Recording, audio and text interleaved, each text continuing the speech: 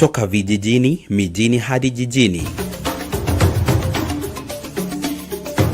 Hii ni Sound Country Talk Live.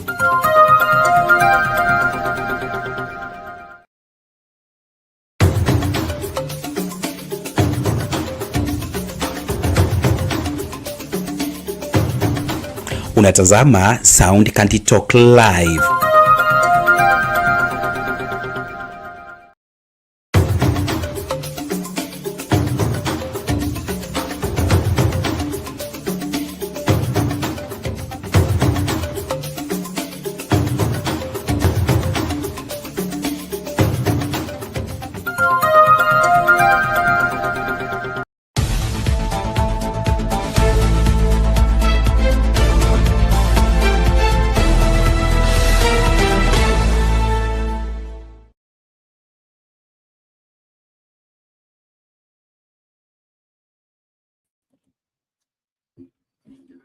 Good day, ladies and gentlemen. Thank you so much for making time to join us. This is Sound Country Talk, open forum political discussion show, the show that gives you an opportunity to air what you feel and think about the latest development on our political front.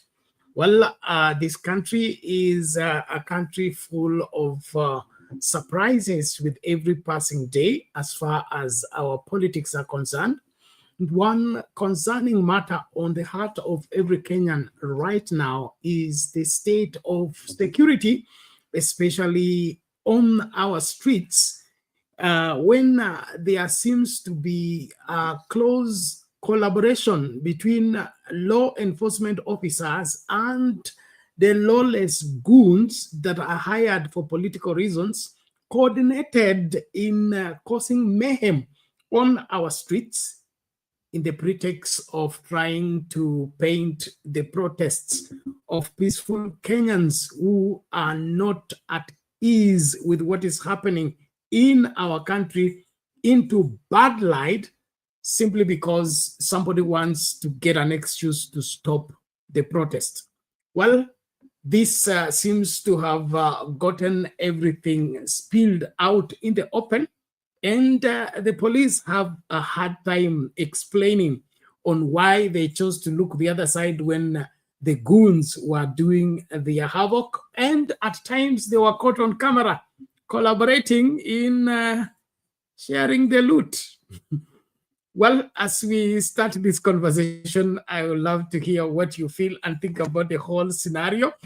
We are live on Sound Country Talk YouTube channel, Sound Country Talk Live YouTube channel, Sound Country Talk Facebook page, as well as TikTok. We call upon you to be an extension of what you're doing right here, right where you are, by sharing the link widely, inviting more people to share on this very important discussion. This politics of goons and the police and the goons. Of course, Sakaja, who is the governor of Nairobi, has distanced himself from the goons, although they mentioned him.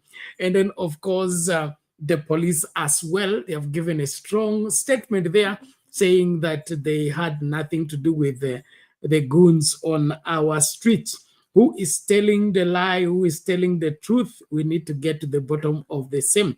As that goes down, Albert Ojwang's death and pursuit for justice is not going away any soon. Well, the key suspects, Mhwana and Talam, are in until further notice. Talam has been held for 15 more days to conclude on the investigation.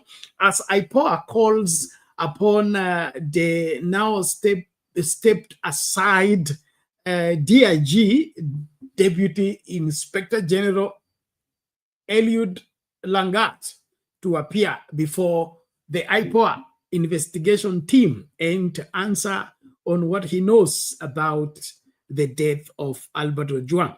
Now, I find that to be,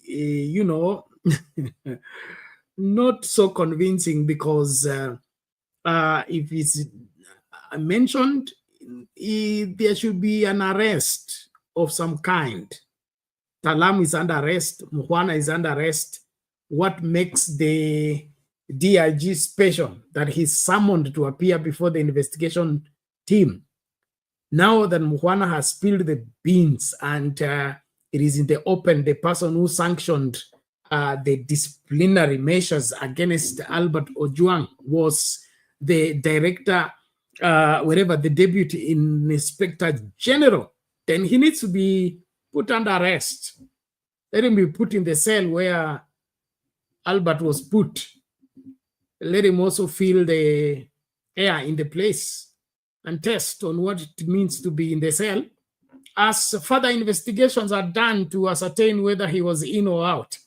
All in all, thank you everybody who is joining. Please, let's be on the forefront to invite each other as we excel into breaking down our political cases and, of course, making them bear for everybody to follow. So I would love to remind everybody, let's not follow from a distance. Let's plunge ourselves in. I can see Tuni, our PS, to makinike kukaribishana, na kama unakuja studio, basi link ndio hii, wacha nikuwekea hapo, uingie studio tukajadili masuala haya kwa wazi kwa sababu ni muhimu. And then, of course, as that investigation is taking place, IPOA is summoning the now stepped aside Deputy Inspector General Langat to appear before her. There are other developments, and these developments are leading the country into a state of panic, I would say, or a state of unrest, because we have the, what are they called? The opposition leaders. They have referred themselves to the same and say they are condemning the aspect of the police colluding with the goons in wreaking havoc on our street. And then the human rights organizations are not taking it easy anymore. They are calling for the interdiction and sacking of the rogue police officers that are shooting people and, of course, maiming lives simply because they are participating into peaceful demos. This seems not to be sitting well, and I don't think it should sit well with any right-thinking Kenyan, because we must be a country where we are civil, a country where what is right is upheld and what is wrong is rejected. Thank you, everyone. I salute all that are joining. Please, let's be on the forefront to invite each other. Watu wameenda wapi? Naomba tumakinike kukaribishana, ama kuna itilafu, kuna confirm kama unanipata. Sioni watu wakiingia, nashindwa kuna nini. Tuni, unanipata kwa njia safi ama kunaendaje? Niambie tuelewanwe na tunapoanza. Okay, in the course of our discussion, there is a poll question you need to respond to, and the poll question reads, should rogue officers, that's police officers and their commanders who are protecting armed goons, be fired immediately? What is your take? You need to respond to the same, yes, there is no one above the law, or no, conclude the investigation fast, or not, the police blame the politicians. What is your take on the poll question? Well, let's just start with that story of the collaboration between the goons and the police and our streets. Who is safe, who is not safe, and why is the case? Let's get this out of the way. Tonight, focus has shifted to the Inspector General of Police, Douglas Kanja, and the National Police Service following ugly incidents on Tuesday where hired goons were seen working hand in hand with police to disrupt a protest organized to push for justice for the late Voi-based teacher, Albert Ojwang. Activists and a section of Kenyans are demanding the resignation of Kanja over alleged abdication of his role as the top commander of the National Police Service and allowing goons to cause mayhem resulting in injuries and looting. Also, on the receiving end is Nairobi Governor Johnson Sakaja, who is alleged to be the sponsor of the goons. KTN's senior political affairs reporter Daniel Kariuki with more. Tuesday, Nairobi Central Business District CBD was a no-go zone as goons took over the streets. Surprisingly, the goons were being escorted by police as they terrorized protesters. A question that remains unanswered is who sent the goons and why were the police mandated to ensure law and order, protecting and escorting the goons as they caused mayhem, destruction and looting. Eyes are now focused on the overall police commander, Inspector General Douglas Kanja, as the IG. The blame lies squarely with him for encouraging his officers to entertain acts of thuggery and lawlessness. Kanja leads a deeply rotten service. He is accused of propagating hear no evil, see no evil, as his juniors turn rogue and allow goons to take over the city. The Independent Policing Oversight Authority, IPOA, has placed the terror meted on peaceful protesters squarely on the IG's doorstep. The buck stops with the National Police Service and its command to ensure discipline, professionalism, and respect for human rights. Should resign if he can allow goons to be in charge of Nairobi. Where are his people? Where are the police? He needed to tell us. Last week, Kanja, alongside the Deputy Inspector General Eliud Lagat, attracted resignation calls over Ojwang's chilling murder at Central Police Station in Nairobi. The IG gave statements that conflicted with reports by junior officers, which forced Kanja to apologize for their contradictions. He would promise action against officers who made false reports about the death. So who hired the goons? Nairobi Governor Johnson Sakaja has faced sharp criticism over his recent remarks warning against any protest in the CBD. Street walinipata unawares. Warudi tena. Wajaribu tena. We will protect the city, the capital city. Wasijaribu. Yani, si wanasema kuna siku wanakuja? Wajaribu. Sasa Sakaja, wewe unapenda sheria. Wewe umekuja hapa. Sisi tunakutuma kwamba Nairobi ibaki salama. Sakaja! Tumelinda jiji! Well, a video circulating Tuesday showing goons passing by the county offices praising the city governor. Kenyan government has sent police to Haiti to protect the Haitians from criminal gangs. But the Kenyan government through Sakaja, they are using the police to protect criminals. And what we are asking is whether the governor has forgotten his main job, because his main job is to protect the businessmen. We are asking for the arrest of Governor Johnson Sakaja. He must be brought to book. He must be accountable.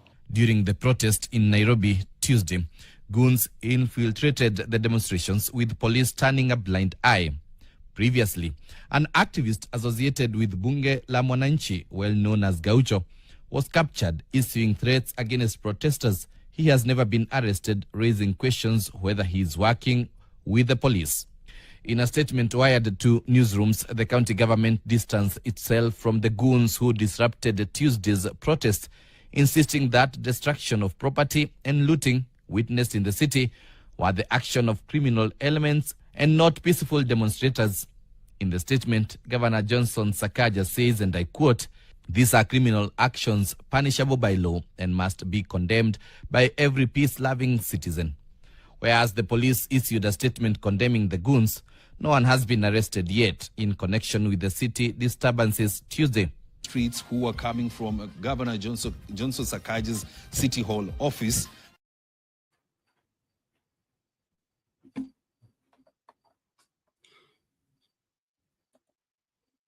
Okay, there you have it.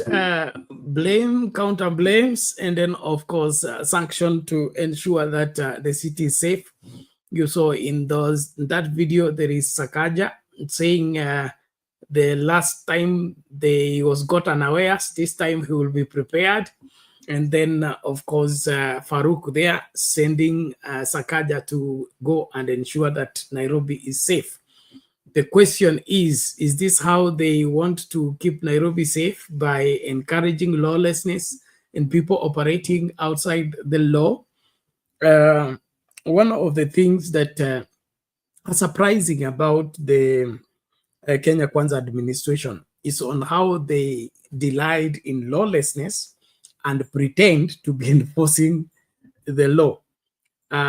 It beats all logic that you celebrate when the law is being broken and then you pretend to be law abiding. This is not how governance is done. And it's just a matter of, we'll say, fallen systems, broken down systems.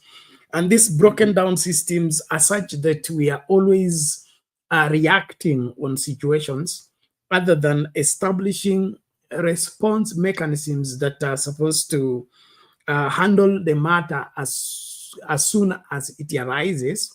It should have a specific response, which is definite, reliable, and of course, humane. And now, if there is the aspect of goons being hired by the governor to safeguard the city, if there's any truth in it, then it goes without saying that Sakaja is not a governor and he's not governing Nairobi. He's just there. And that's why he's confessing that he was caught unaware. How can you be a governor of Nairobi and be caught unaware that there are people coming to, disrupt businesses in the central business district of your wherever of the city where you are a governor, and you have the guts to look at Kenyans in the eye and say you are caught unawares? That's enough to get somebody to get out of office. And these jokes that we are entertaining as Kenyans, I think we are too tolerant. Some of these things in the so-called first world are not tolerated. They are not tolerated. And so from the fact that there was mayhem, there were people who were maimed, people were shot in the CBD, the governor should go, the police inspector should go, because the security and the safety of Kenyans is not there for, for debate.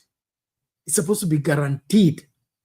And wherever the people in power are supposed to see to that as a priority, not as an afterthought, not as a line for debate or a line for political rhetoric. And so I think as Kenyans, we are tolerating too much and we are accepting to take in too much. And that is why we're being, taken for a ride to some degree. In my opinion, I think we deserve better. And as a people, we need to push for better governance. Having said that, we have an opportunity to elect our people in office, especially the governors. The Nairobi people have, something to think about, something to ponder about. We can't be handing leadership to people we know they are not competent, and we know they will not be able to manage the city as they should. At this level of reasoning and this level of operation displayed by Sakaja, it leaves a lot to be desired. And so I want to hear what you think about the whole scenario, but in my opinion, this is very, very disappointing. Very disappointing in the sense that a whole capital city doesn't have response mechanism to, looters. People, drive in and wreak havoc and walk away, and we are all blaming each other. We are all, surprised like every other person.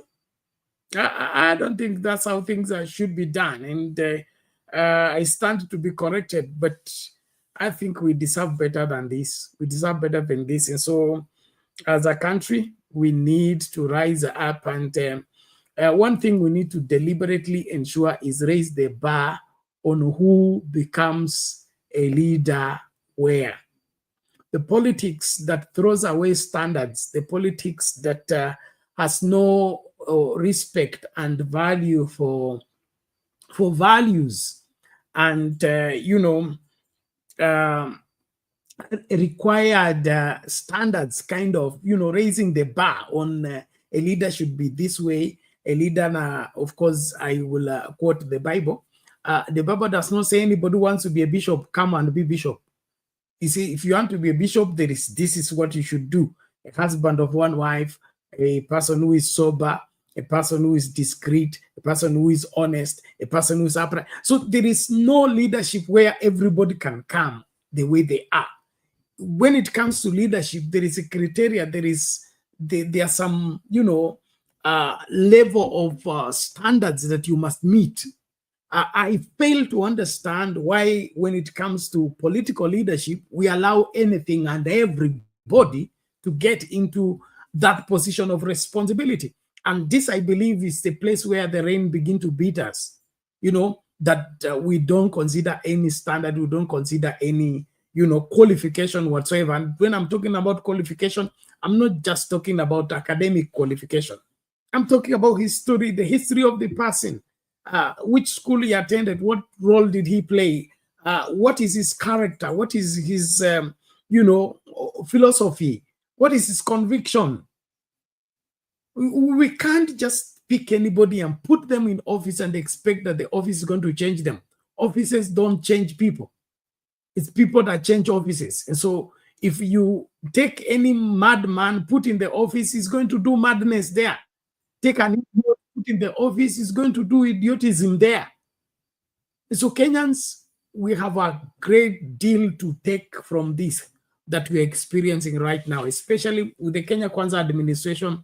If we don't carry this lesson forward and be able to advise ourselves that come in the next elections, we are not putting anybody in office simply because they are vying or they have the money to vie.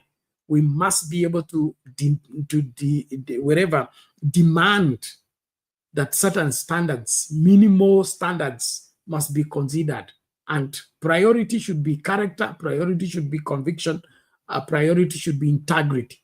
Not people who can do anything at night and then come out during the day and say they are this and that. And so for Sakaja, it is very sad reality that I think Kenyans should not be tolerating. A whole capital city cannot be operating the way Sakaja is running this city. That's unacceptable. You may be a supporter of Sakaja, or you may have voted for Sakaja. I did not, but I think it is disappointing that a whole capital city is being operated by, like worse than a village, wherever. No, this ought not to be the case. And then, of course, our history with Maandamano. Nairobi is not new to Maandamano. This is the headquarters of Maandamano. So you want to tell me that all successive governments have not with mitigation on how to handle Maandamanos as a city? We want to go and hire goons to contain protests. Does it even compute? We have had Maandamano all along from the 90s, early 2000. Now, Maandamano have been here almost every week. So, why wouldn't Nairobi City County have a provision of how to deal with Maandamano?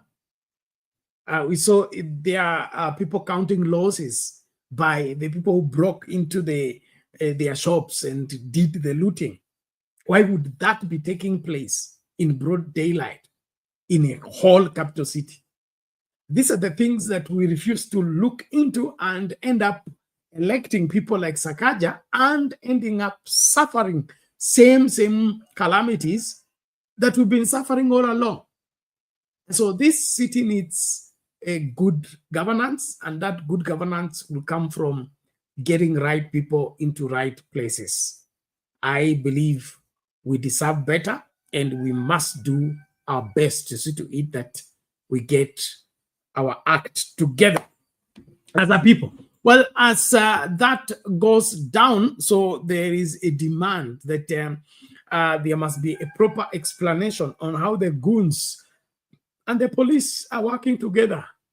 Who does that? And even if it has to be done, should it be in the open? Okay. It's terrible.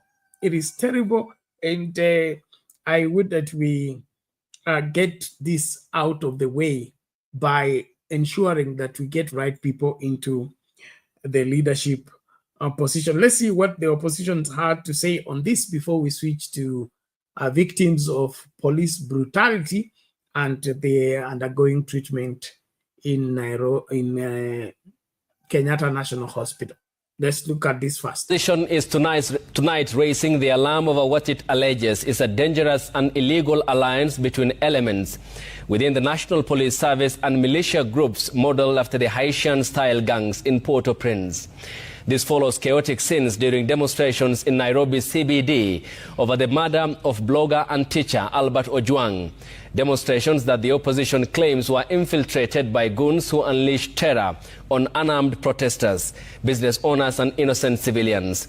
It also says it's now gathering documentary evidence to submit to the ICC prosecutor in The Hague in a bid to hold the president accountable for alleged crimes against humanity. Ode Francis has that report. In the aftermath of the brazen shooting of unarmed protesters, the opposition has strongly condemned the rampant and senseless extrajudicial killings being carried out by the National Police Service. In a strongly worded statement, opposition leaders claim that militia gangs inspired by operations in Haiti are beginning to emerge within the Kenyan security apparatus. This follows the deadly clashes during Tuesday's demonstrations that were sparked by the killing of blogger Albert Ojwang.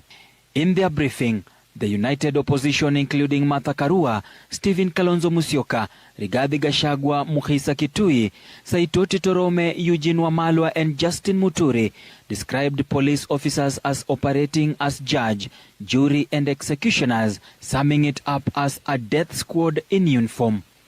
The opposition insists that the so-called peacekeeping in Haiti was in fact a cover-up for a fact-finding trip into paramilitary operations, a strategy they claim is now being replaced locally. The leaders have raised 5 critical questions. Why were the police wearing masks? Why were badges concealed? Why was live ammunition used while officers were accompanied by armed gangs? And why were firearms similar to those used by the RSF militia in Sudan spotted in the hands of these operatives? The united opposition is currently compiling evidence to present to the International Criminal Court ICC. Their target, President William Ruto, whom they believe should face international prosecution. These allegations were enforced by statements from Embakasi East Member of Parliament, Major Dong, and Kajiado North MP Onesmus Ngogoyo. It's unfortunate that Kenyan government has sent police to Haiti to protect the Haitians from criminal gangs, but the Kenyan government through Sakaja, they are using the police to protect criminals. This is illegal, and I call upon the County Assembly of Nairobi to stand up and do their job. To call out the IG, Inspector General of Police, it is your business to protect life and property. Na vile mambo yanaendelea Nairobi, inafaa IG achukue hatua kwa Sakaja, na hatua ni kumkamata Gavana Sakaja ambaye amesema yeye hata ruhusu waandamanaji kuingia ndani ya Nairobi. Na nikimalizia, ni vizuri tuseme wale ambaye mabiashara zao zimeibiwa, wale ambaye wameumizwa Nairobi, kama wewe ni mwanabiashara, usilipe kodi Nairobi. Nairobi haiwezi kukufanyia dhulma na wewe uendelee kulipa kodi ya Nairobi. They should boycott. It is allowed, it is constitutional. They should even picket because Kakaja is leading the county the way it should not be. Ode Francis, Citizen TV, Nairobi.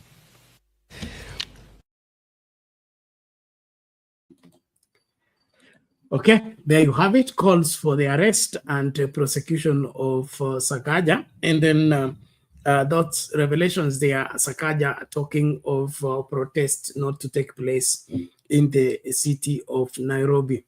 that is far-fetched. And that's why I'm saying we need leaders who are competent and able to judge matters accurately.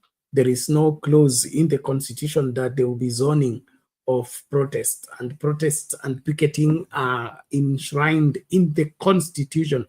They are not even an act of parliament that can be revised by wherever a sitting of parliament in the afternoon. So Sakaja should be fully aware of the same. And one of the things that make protests go bad is that aspect of trying to stop the protest. The protests are not supposed to be stopped. They're supposed to be coordinated whereby the police are supposed to provide security and the protesters should protest peacefully and unarmed according to the Constitution. So when you try to resist the people who are legitimately and constitutionally doing what the Constitution requires them to do, that they are unhappy with the government, they are unhappy with the people in power, and they are expressing it on the streets of Nairobi, why would that become a crime? Why would a whole governor be now preparing a battalion to stop protests?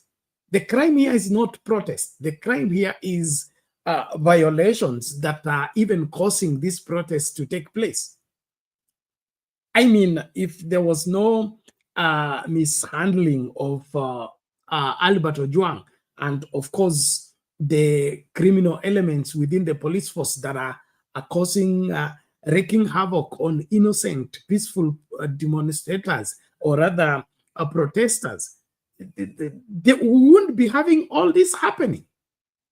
And so instead of Sakaja and team addressing what is causing constant protests on our street, they are looking for how to stop the protests and stop them by what? Hiring goons to come and stop protesters from doing what they are supposed to do.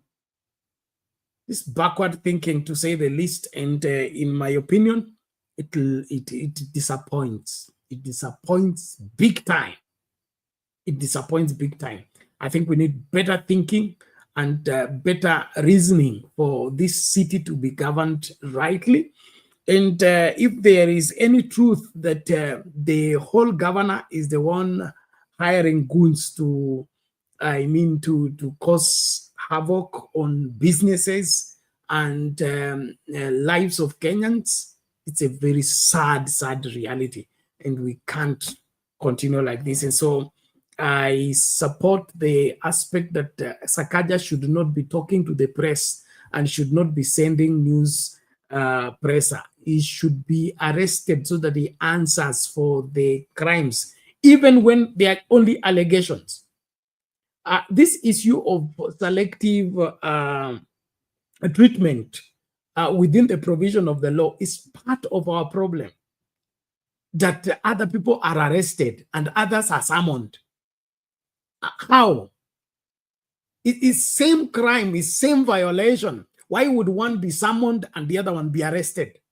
When they wanted Albert Ojwang, they fueled the vehicle, they went all the way to Homa Bay looking for him to arrest and bring. And now the DIG is mentioned in the murder of Albert Ojwang, and they say IPOA has summoned him. Summon. How now? There should be an arrest. Just like there was an arrest. And just like the way Muhwana is arrested and Talam, the OCS are arrested, let DIG also be arrested so that we know in Kenya we have one law and it's applicable to every Kenyan equally. But these classifications need to be brought to an end. Well, thank you as you joined from wherever you are. Please, let's be on the forefront to invite each other as we dive into this discussion. Those who wish to share into you can put your comment and your thought on what we are discussing in the comment section. We'll be able to voice them out. Also, if you want to share into the discourse, the link is already in the comment section. Click on it, allow StreamYard to configure for you the camera as well as the audio, and you will find yourself into this space to be able to share on what is happening. The other point I would want to also address the so-called the united opposition now. The united opposition. There are different approaches towards what is happening and how to address what is happening. I'm happy that they're talking about collecting evidence and wanting to wherever sanction prosecution against the administration at the ICC. That, in my opinion, is a welcome move, but we need to do much more than that. We need to do much more than threaten. Let there be actual, moves, especially by the now self-declared opposition, to go and do serious, serious litigations against these crimes against humanity. But if it's only a threat to Takupereka ICC, or we're going to mention you here and there, if it's all a threat, then it serves no purpose. Let's have people taking responsibility, and taking responsibility means take it upon yourself. And that's why I salute Okiya Omtatah, okay? Okiya Omtatah, even if he's alone, he will look for the money to submit the case and go and prosecute the case and come and bring results. But this opposition of people coming together and all they can do is use a presser to give out a threat.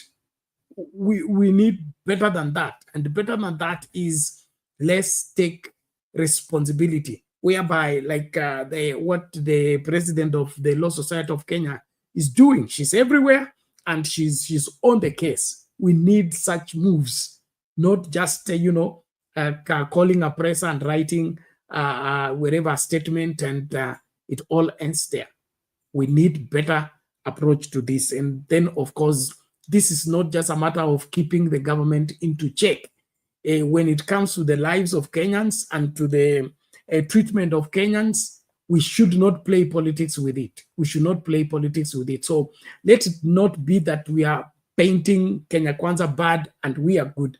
Let it be that Mkenya amepoteza maisha yake kwa njia isiyoeleweka na lazima haki yake ipatikane. So tusitumie hii hali ya kuwa nafasi ya kucheza siasa. Iwe ni nafasi ya wewe kusimamia haki na ijulikane kwamba wewe ni mwenye haki ama unaamini katika haki na unataka hiyo haki itendekee kila Mkenya. Haswa wale wa Kenya ambao wamepatikana katika kupigwa risasi ama kupigwa hizo rungu na hao magoons sai wako hospitalini. Hii ni masuala ambayo hatuwezi yazungumzia juu tu, haswa wale ambao ni wanasiasa ambao wanajiita opposition. By now wangekuwa wameshifika Kenyatta, wamepata hizo records, wanafungulia mashtaka moja baada ya mwingine kwa haya maneno. Isiwe tu ni maneno ya kukutana, kunywa chai na kutengeneza press conference for appearance purposes. I think we need to do better than that. Well, thank you very much. As you join from wherever you are, please tumakinike kwa kukaribishana, tumakinike kwa kuchangia katika mdahalo huu ambao tunazungumzia kuhusu muungano wa magoons. I don't know what are magoons in Swahili, and police. It's terrible. All in all, naona mama amefika. Mami, hali vipi? Penat. Yes. Tunatazama tu yale mambo inaendelea. Mambo ya injustices. Sasa leo pia kuna injustice ya askari ameuawa Thika na kijana ya pikipiki kamunyang'anya punduki akamupiga.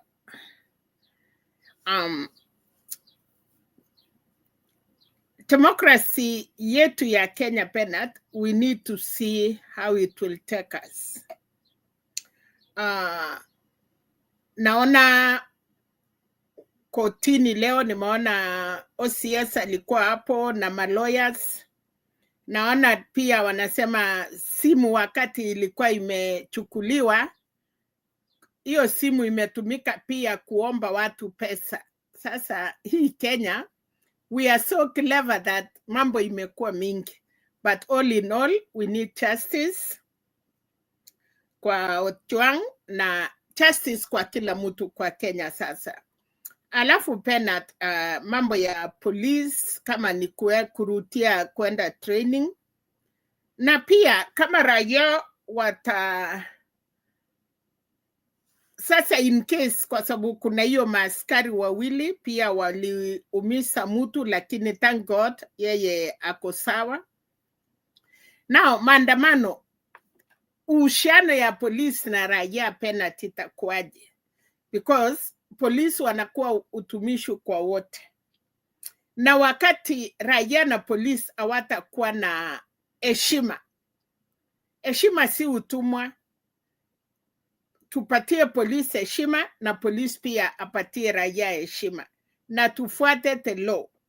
Kama mimi mwananchi nimefanya makosa, ninastahili kushikwa, kupelekwa cell in 24 hours. Nimeprotestiwa kwenda kotini. Kama ni kurumantiwa, itakuwa umetoka kwa mkono ya polisi, uko sasa mkono ya prison. But Penat, mambo ikienda vile inaenda, kuna hiyo Goons unasikia ya Sakaja, nao Sakaja resign, nao sijui nini ifanyike. Where are we taking our country? Unajua mambo tunafanya kama musaa. Wananchi pia wako na haki yao, na tukipeleka hii mambo Penat, tukifurahia tunaweza faulu, itupendukie kama wananchi. Wakati tunahitaji polisi hawatoki, who will come to our rescue? Kwa sababu kuna vitu lazima pia nchi iangalie. Tunataka haki ya wananchi na tunataka pia haki ya officers na sheria, kwa sababu hapo mbele Penat, mahali naona tunaelekea si pasuri. Well, tumesema mambo ya ICC. ICC ni mzuri kwenda, but ICC wanataka enough evidence. Wasipeleka kesi ya ICC kama hauna evidence ya kutosha. So kuna mambo pia sisi wa Kenya tumekuwa rahisi, and the world is watching us. Our neighbors are watching us, of which it is good. But Penat, katiba yetu ya Kenya tuitumikie kwa usawa. Haki ya polisi, haki ya mwananchi, haki ya sheria. Kwa sababu tukichukua sheria mkononi Penat, na wale tunatarajia watuchunge, watukomee, sasa itapiti polisi wa step aside. Ami wakiingia Penat, itakuwa end of raia. Inchi, polisi na sisi tutakuwa raia. And I see where we are going. Na hapo ndio wa Kenya tunataka. We will end up there Penat. Sabu kama hakuna heshima ya polisi na mwananchi, then mwanajeshi hawajatrainiwa kukuwa na urafiki na binadamu. Wale watu wametrainiwa kuwa na wananchi ni polisi, utumishi kwa wote. So wakati mambo sisi sasa tumechukua sheria mkononi mwetu, tunakimbishana na polisi na watakuwa na say, then are we ready for that army? Tutakuja kuchezea wa vile tunacheza na polisi, ni hapo Penat. And that is where Kenya will get. Okay, I get you, Mami, and your fears on the same. But we have been coming where we are right now, in the sense that the police that is supposed to be our friend turned into our enemy by instigating a lot of unfounded accusations and charges against ordinary citizens to an alarming rate. And probably the system began to fall there whereby now we don't feel secure with the police. And from what has happened so far, it appears that the police will have to redefine their role into their service. And then there you know, these false accusations and false cases against Kenyans is something that we can't, as a people, tolerate in terms of when somebody is taken, your brother is arrested. Like there's a video I'm going to play later. A brother is arrested, and then there is demand. Why are you arresting me? What law have I broken? Then the police insist, we ingia kwa gari twende. Ambia niingie kwa gari twende wapi? Nimekosa nini? Makosa ni nini? The police is not able to explain. And so when those things happen over and over, there is how now police becomes suspect, because wewe unataka kunichukua, toa badge yako utoi, jina yako utoi, nimekosa nini usemi, unasema tu twende. So hii hali ambayo uhusiano kati ya raia na polisi haijaharibika sai, imekuwa ikiendelea hivi, na mahali tumefika ni kama tumefika peak, ambako sasa everybody should prove they are police before they are believed they are police. Na raia nao pia wamesema sisi hatubebwi kwa sababu maneno ya abductions na maneno ya watu kuwa abducted and then the people disappear. So sisi hatutaki kutoka mbele ya public kufuata mtu ambaye hatujui kama tutarudi tukiwa hai ama sio. So mpaka mimi nipige nduru, majirani wakuje wajue kwamba ni fulani amenichukua nikaenda wapi. So hapa kuna kitu ambacho hatuwezi kusema kwamba ni polisi wanakosea ama ni raia wanakosea. Kuna system hapa imebomoka, ambako badala polisi wakuwe walinzi wetu, hao ndio wamehatarisha maisha yetu, na hata we don't feel safe being taken by the police, because you don't know what they will do to you. They will turn the gun against you. And in that kind of scenario, tuko na nchi ambayo haiaminiki, na hii kutoaminika pia kunatoka nini? Kwa wanasiasa wote.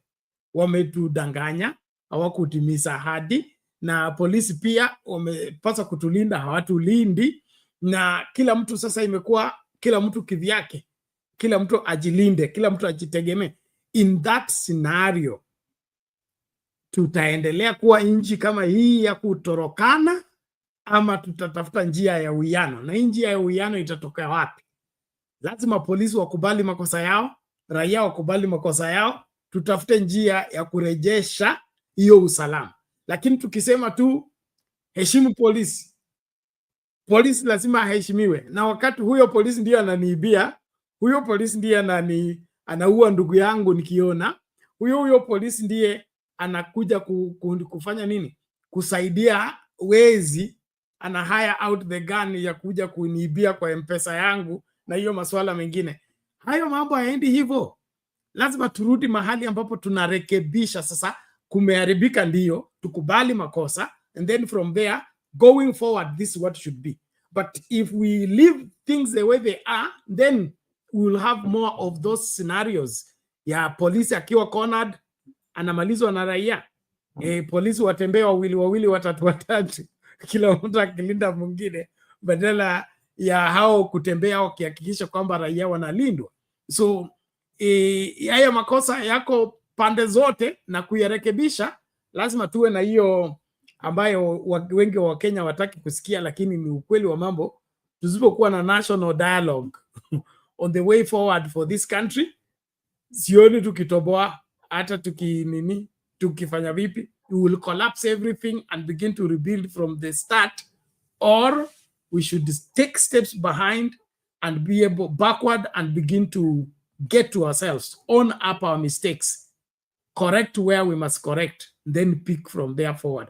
But ya kuinsist kwamba sisi ndio tuko kwa power na tutafanya vile tunavyotaka, na tutawalazimisha kufanya hii na hii. Kenya kulazimisha sioni unless kuna njia nyingine ambayo tunaweza itumia kulazimisha, lakini Kenya kulazimisha hiyo ni kama haipo tena.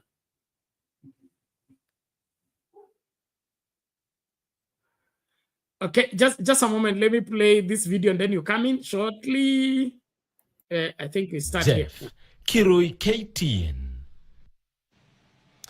Meanwhile, Central Police Station OCS Samson Talam will continue staring down the cold walls of Langata Police Station, awaiting his fate after an Nairobi court ordered he remains in custody for 15 more days. Presiding Magistrate Ben Makekubi ruled that the prosecution had presented compelling reasons for his continued detention. And as Grace Nganga now reports, Talam is regarded as the prime suspect in the Albert Ojwang murder case after being accused of a sinister plot to bury the truth. Central Police OCS Samson Talam will continue sleeping in the cold cells of Langata Police Station after Magistrate Ben Makekubi granted the prosecution its wish of holding him for more days. According to the prosecution, the OCS can easily tamper with crucial evidence in the ongoing probe into the murder of Albert Ojwang in police custody. It is ineluctable that he has created the network and the bond with fellow police officers who are likely to cover up for their own. I am therefore satisfied that the prosecution have placed before this court compelling reason to enable me deny the respondent his right to bail or bond at this stage. IPOA had filed an application seeking his detention for 21 more days, but was only granted 15 days to complete the investigations and forensic analysis on seized electric devices.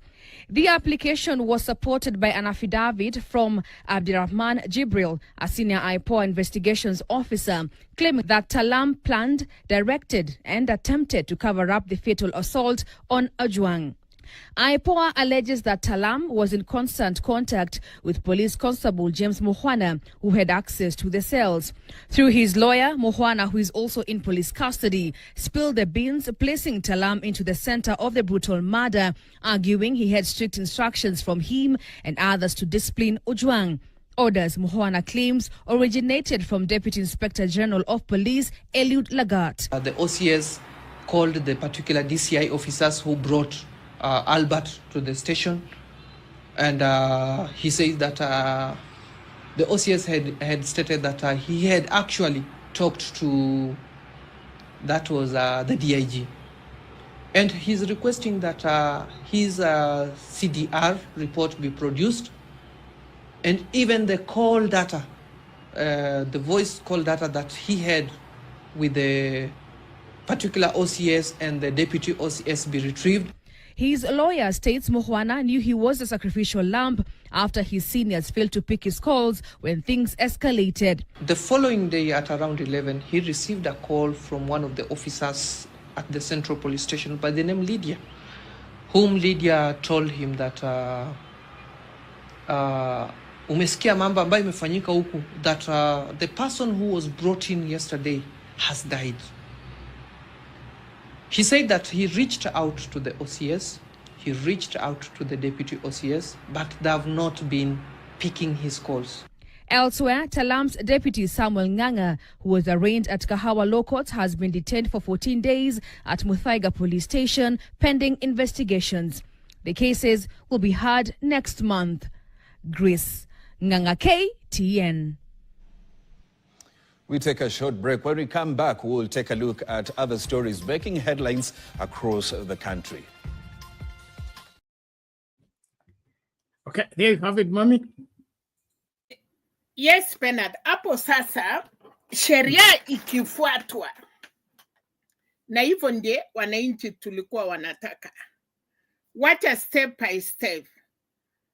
DCI walilete yeye, Talam amepeana instruction. Mongwana anasema ilikuwa adiscipliniwe, asiuawe. Tena kuna swali na kuuliza Penat. Yeye alidiscipline huyu mtu mpaka wapi na akatoka alafu naye akapigiwa simu akaambiwa mambo iliharibika, then now atafute OCS na tribute OCS. Then who was responsible? Kwa sababu inaonekana yeye pia alipeana order ya kudiscipliniwa, ama kwa sababu yeye ni prime suspect. Prime suspect penalty ni wewe umeua na wewe umekuwa hapo. Lakini ukisikia hiyo message ni kwamba baadaye kesho, then alimuacha scene saa ngapi. But the truth of the matter, mambo itatoka. Alafu penalty ile sasa naokofea ni kama nilimwambia penalty na mdomo, penalty unisaidie chumvi. Lakini kama nilikutext nikasema, hey penalty, nimekosa chumvi kwa nyumba yangu, can you please give me some salt? Unajua hapo nitakuwa na evidence. Lakini ya mdomo ukiniambia ati niliambiwa na OCS, tribute HE amesema to discipline, how could you act kwa hii dunia ya sasa? Tuko na simu. Kama unakubali kuchukua instruction ya mkono, si hata saa ingine sisi wote tukienda maofisi ya watu, tunawekanga simu yetu, tunaambiwa umesima simu ndio, lakini umetep. Meweka voicemail ili at least mtu aseme kitu. So, huyu na nikaona tena Tanson Omar akisema hiyo message akukubali, alisema angoje mpaka achue. Kuna mtu hapo atachifunga penalty. It may be a sacrifice slam, lakini uwezi kuwa sacrifice, ni wewe mwenyewe utakuwa umejisacrifice. But the good thing, hawa watu wote wameshikwa, ukweli itatoka. Na hiyo ndiye tunataka. Alafu reform, naona parliament wameita Minister Ndiria Murkomen. But tukikuta hapo between ile topic yetu mimi na wewe, ya kwamba hayo mambo I hope itakuwa ya mwisho, ndiye Kenya iende mbele. Police nao wamejua nikikusa mwananchi na nimetumwa, nitapaki peke yangu, nitaenda kotini peke yangu. So penalty, kama polisi watakuwa discipline, ya kwamba watu wamekuja maandamano, wacha wafanye maandamano yao, bora wasikuse mali ya watu. Wacha polisi 10 ama 5 wakuwe distance. Wacha raia waandamane, waende mahali wanaenda, wakae chini kwa barabara, wakichoka wanasema imefika jioni tuende nyumbani. Na waende bila kukusa mali ya watu, warudi tena kesho. Hii unajua polisi wanafanya makosa, wanalete parasi, wanalete tiaga, wanakaa kama wanaenda vita. Siwawache raia, situache siku moja tuone what will happen. Si watakuja wanapika kelele, wanaimba, kufika jioni hakuna polisi, hakuna mtu. Wanaenda. Ile mamkutano mingi tumekuwa nayo, tumeona baba amekuwa na mamkutano, tumeona opposition wamekuwa na mkutano penalty. Na wakuangi na polisi, na raia wenyewe wanakuwa polisi. Huwezi ipa simu hapo, huwezi fanya nini, kwa sababu mwananchi anachunga mwananchi mwenzake. Na tunapata mkutano mingi kubwa imekuwa successful kwa sababu raia haoni polisi, na watakuwa na mambo yao wamalize waende. So I hope the government will learn ya kwamba tumefanya makosa. Ya pili, training ya polisi. Kama vijana wawili waliwacha watu wanapigana huko, anaenda kweli mtu mwenye anasimama kando peke yake, surely penalty. Huyo mtu alikuwa amefanya nini? Hakukuwa na mawe, hakukuwa anakimbia, hakukuwa na panga. So na hiyo cameras, wananchi silaha. Naona pale Uganda, Bobi Wine, raia ya Uganda, smartphone. Mali unaona police, kamera, piga picha, chua hiyo nini yake. At least inakusave. Kama wanaenda kukua, at least wanajua. Ingawa ya Uganda, hakuna kitu inafanyika. But in future, wakati Museveni hatakuwa, wale wote wamefanya crime penalty, they will be bring to the book. Kwa sababu, unless umekufa, na kama umekufa, hata mwili yako inapelekwa kotini. So you are doing crime kwa sababu kuna mtu anakukinga. Wakati hiyo kifuli imeondoka, you will be on your own. So penalty, tunaomba ya kwamba raia tunafuata sheria, na tumeifanya hivyo kwa sababu tunaendanga mkutano zetu na hakuna kitu tunafanya. Naye police wafuate na katiba yetu ya Kenya. Samani tulikuwa tunaenda kwa police tunaomba work permit, wanakunyima. Sahii nasema mwambia police kesho tutakuwa Kamukunji, mkiweza mkuje, mkishindwa mkae. Tutakuwa Kamukunji, tumalize mkutano yetu na tuende. So penalty, I think kama hatutafuata hiyo, na kuna kitu ya muhimu hapa penalty. Inspector General ya Police Kanja ya Shady, let them step aside, kwa sababu penalty, wakati makosa imetokea, angekuwa genuine na wakuja waambia wa Kenya, Albert ameletwe, hakukuwa uwawe, imekuwa bahati mbaya, amekufa, lakini tunachukua responsibility kama police. Mimi kama Inspector General, kwa niaba ya ofisi yangu nachukua hiyo responsibility. Lakini walikataa. Kitu ingine tena penalty. Talam, no Talam, Langat na Ojwang are the same. Langat is also the only son, the only child of his family. And I think yeye kwanza ni mbaya, hata wasasi nafikiria kuna. Sasa imekutana watu wawili, imekuwa kwa bahati mbaya. Hiyo china mbaya tulisema hiyo mtu mwenye anakuwa peke yake, life yake iko spade ni mbaya. So mimi nasema hivi penalty. Langata me step aside, Kanja step aside, nani ya Shady step aside. Kama hakuna mtu, kuna maofficers kwa army wako na cheo kama hiyo ya Inspector General. Unakumbuka wakati Mohamed alikuwa anaitwa Mohamed, mwenye alikuwa Inspector General, alikuwa mwanajeshi, akakuja akashikilia wakati mambo ilikuwa imeharibika, but alitengeneza vizuri. So for this penalty for Kenyans, kwa sababu sasa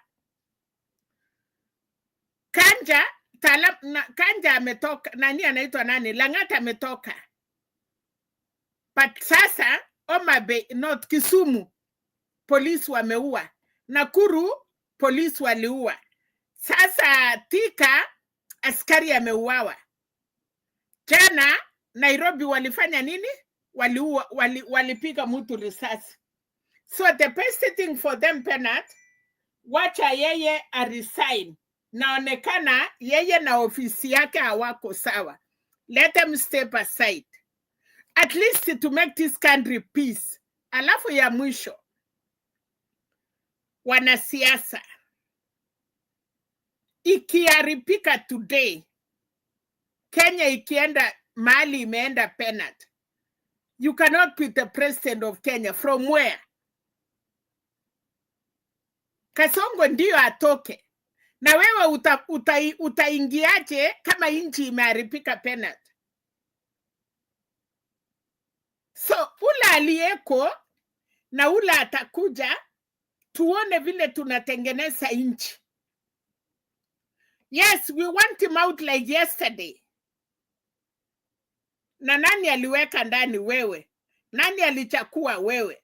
Nao sisi wa Kenya tumepepa mzigo yenye haikuwa yetu. Ulisimama mbele ya watu na ukasema is your brother, suit ilikuwa sawa, tie ilikuwa yellow, now mzigo penalty. But I'm saying this, wanasiasa watatoroka penalty, wako na pesa, watapanda ndege, sisi wananchi ndio tutaumia. But if they want to lead this country after 27 or before 27, can we sit down? Dialogue. Well, umesema vizuri. We need dialogue with these police people. Na dialogue haitafanywa kama Kanja ni echi. Dialogue haitafanywa kama huyu Mohamed ndiye ama anaitwa nani Nur ndiye shady officer. We need a dialogue of police with the people. So Kanja a step aside. Shady a step aside. Bas, wale watu ya shady, we are still asking, hata kama wakukuwa na makosa, kwa nini hatujaona statement yao? Wakati walitumwa, wakati wana hand over Albert kwa OCS ama kwa police, walienda na waka hand over ama huyo shady aliongea. We need to know all these things. Hakuna wakati ya kuficha kitu. Kinonda tukitaka kutipu, tuanzie huko chini. Watu kwanza wamekuwa wapaya sana. Unakumbuka ile ilikuwa inaitwa nini? Special squad ama ilikuwa inaitwa nini Pena? A special branch. No, there is special branch. Na kuna special squad inakuanga kwa shady. Ile Ruto alikuwa anasema amedismantle. Ilikuwa na huo watu. Hiyo watu tunataka kujua. Apart from a police officer, kasi ya polisi yenyewe, kasi yake ni cell penalty na traffic. Lakini huyu mtu ya shady ndiye inafanywa nini? Anaumisa mtu huko nje. Ndio unasikia ati amepeleka mtu Karura, unasikia shady ametembea na mtu karibu wiki mzima. Si police officer. No, mami, unajua hiyo ni kinyume cha sheria. Kulingana na katiba mpya, hiyo hairuhusiwi, na yeyote anayefanya hivyo anavunja sheria. Sasa tunataka hii watu ya shady, hawa ndio wako na maneno. Hawa ndio wanakuja asubuhi kwa cell penalty, anaandika kwa OP, anasema ameenda na client, ameenda na mopusu. So hatutaki kuwacha mahali iko ubaya, tunalilia polisi peke yake. Hii watu hakuna mtu anaongea, na hawa ndiye ukisikia mtu yote amepikwa na shady. Polisi kasi yao ni kidogo, cell, traffic, hiyo tu. Hii ingine anakujanga kukuchukua kwa nyumba. Umaiona askari ya polisi naenda chukua mtu kwao. Hii shady tunataka kujua mambo yao. Okay, sawa mami. Naona tunafungua chapter kubwa na tutaweza kufunga kabisa. Kwa kuweka everything in the perspective, katika hii kesi ya Albert, uliuliza swali kuhusu Mkhwana na Talam, kama Mkhwana alikuwa na simu ama aliandikiwa mahali kwamba atadiscipline huyu, na kama alihusika katika kudiscipline ndio aka hand over disciplinary iende kwa watu wengine. IPOA ndio inasimamia hiyo. IPOA, the Independent Police Oversight Authority, na wamesema kwamba wamesummon Langat akuje kutoa ushahidi wake. Lakini katika hii masuala katikati ya Mukhwana na Talam ni mkubwa wa Mukhwana, na Talam alikuwa na hand over kwa Mukhwana, anasema mimi naenda, lakini kuna mtu ataletwa. Huyu mtu ataletwa na watu wa DCI. Akiletwa awekwe kwa room, alafu atapewa discipline. So katika hiyo maongezi nakumbuka ilisemekana kwamba CCTV ilifutwa. So watu wa IPOA wanasema wamefanya ile kureverse, na wamepata hiyo CCTV ya ile mambo vile ile inaendelea. So wanaendelea kuistudy waone hii maongezi katikati ya Talam na Mukhwana, na vile DCI walileta Albert alikuwa kwa hali gani alipokuwa admitted, then nini kilifanyika hapo baadaye. So hii ni masuala ambayo yanafanywa both scientific, which is called forensic wherever investigation, as well as interrogation, whereby watu ambao walikuwa hapo kama witnesses wajibu maswali. So kulingana na yes, huyu Mukhwana anaitwa nani? Mukhwana. Yes. Kama OCS aliand over office kwa OC crime, si kuna tribute OCS.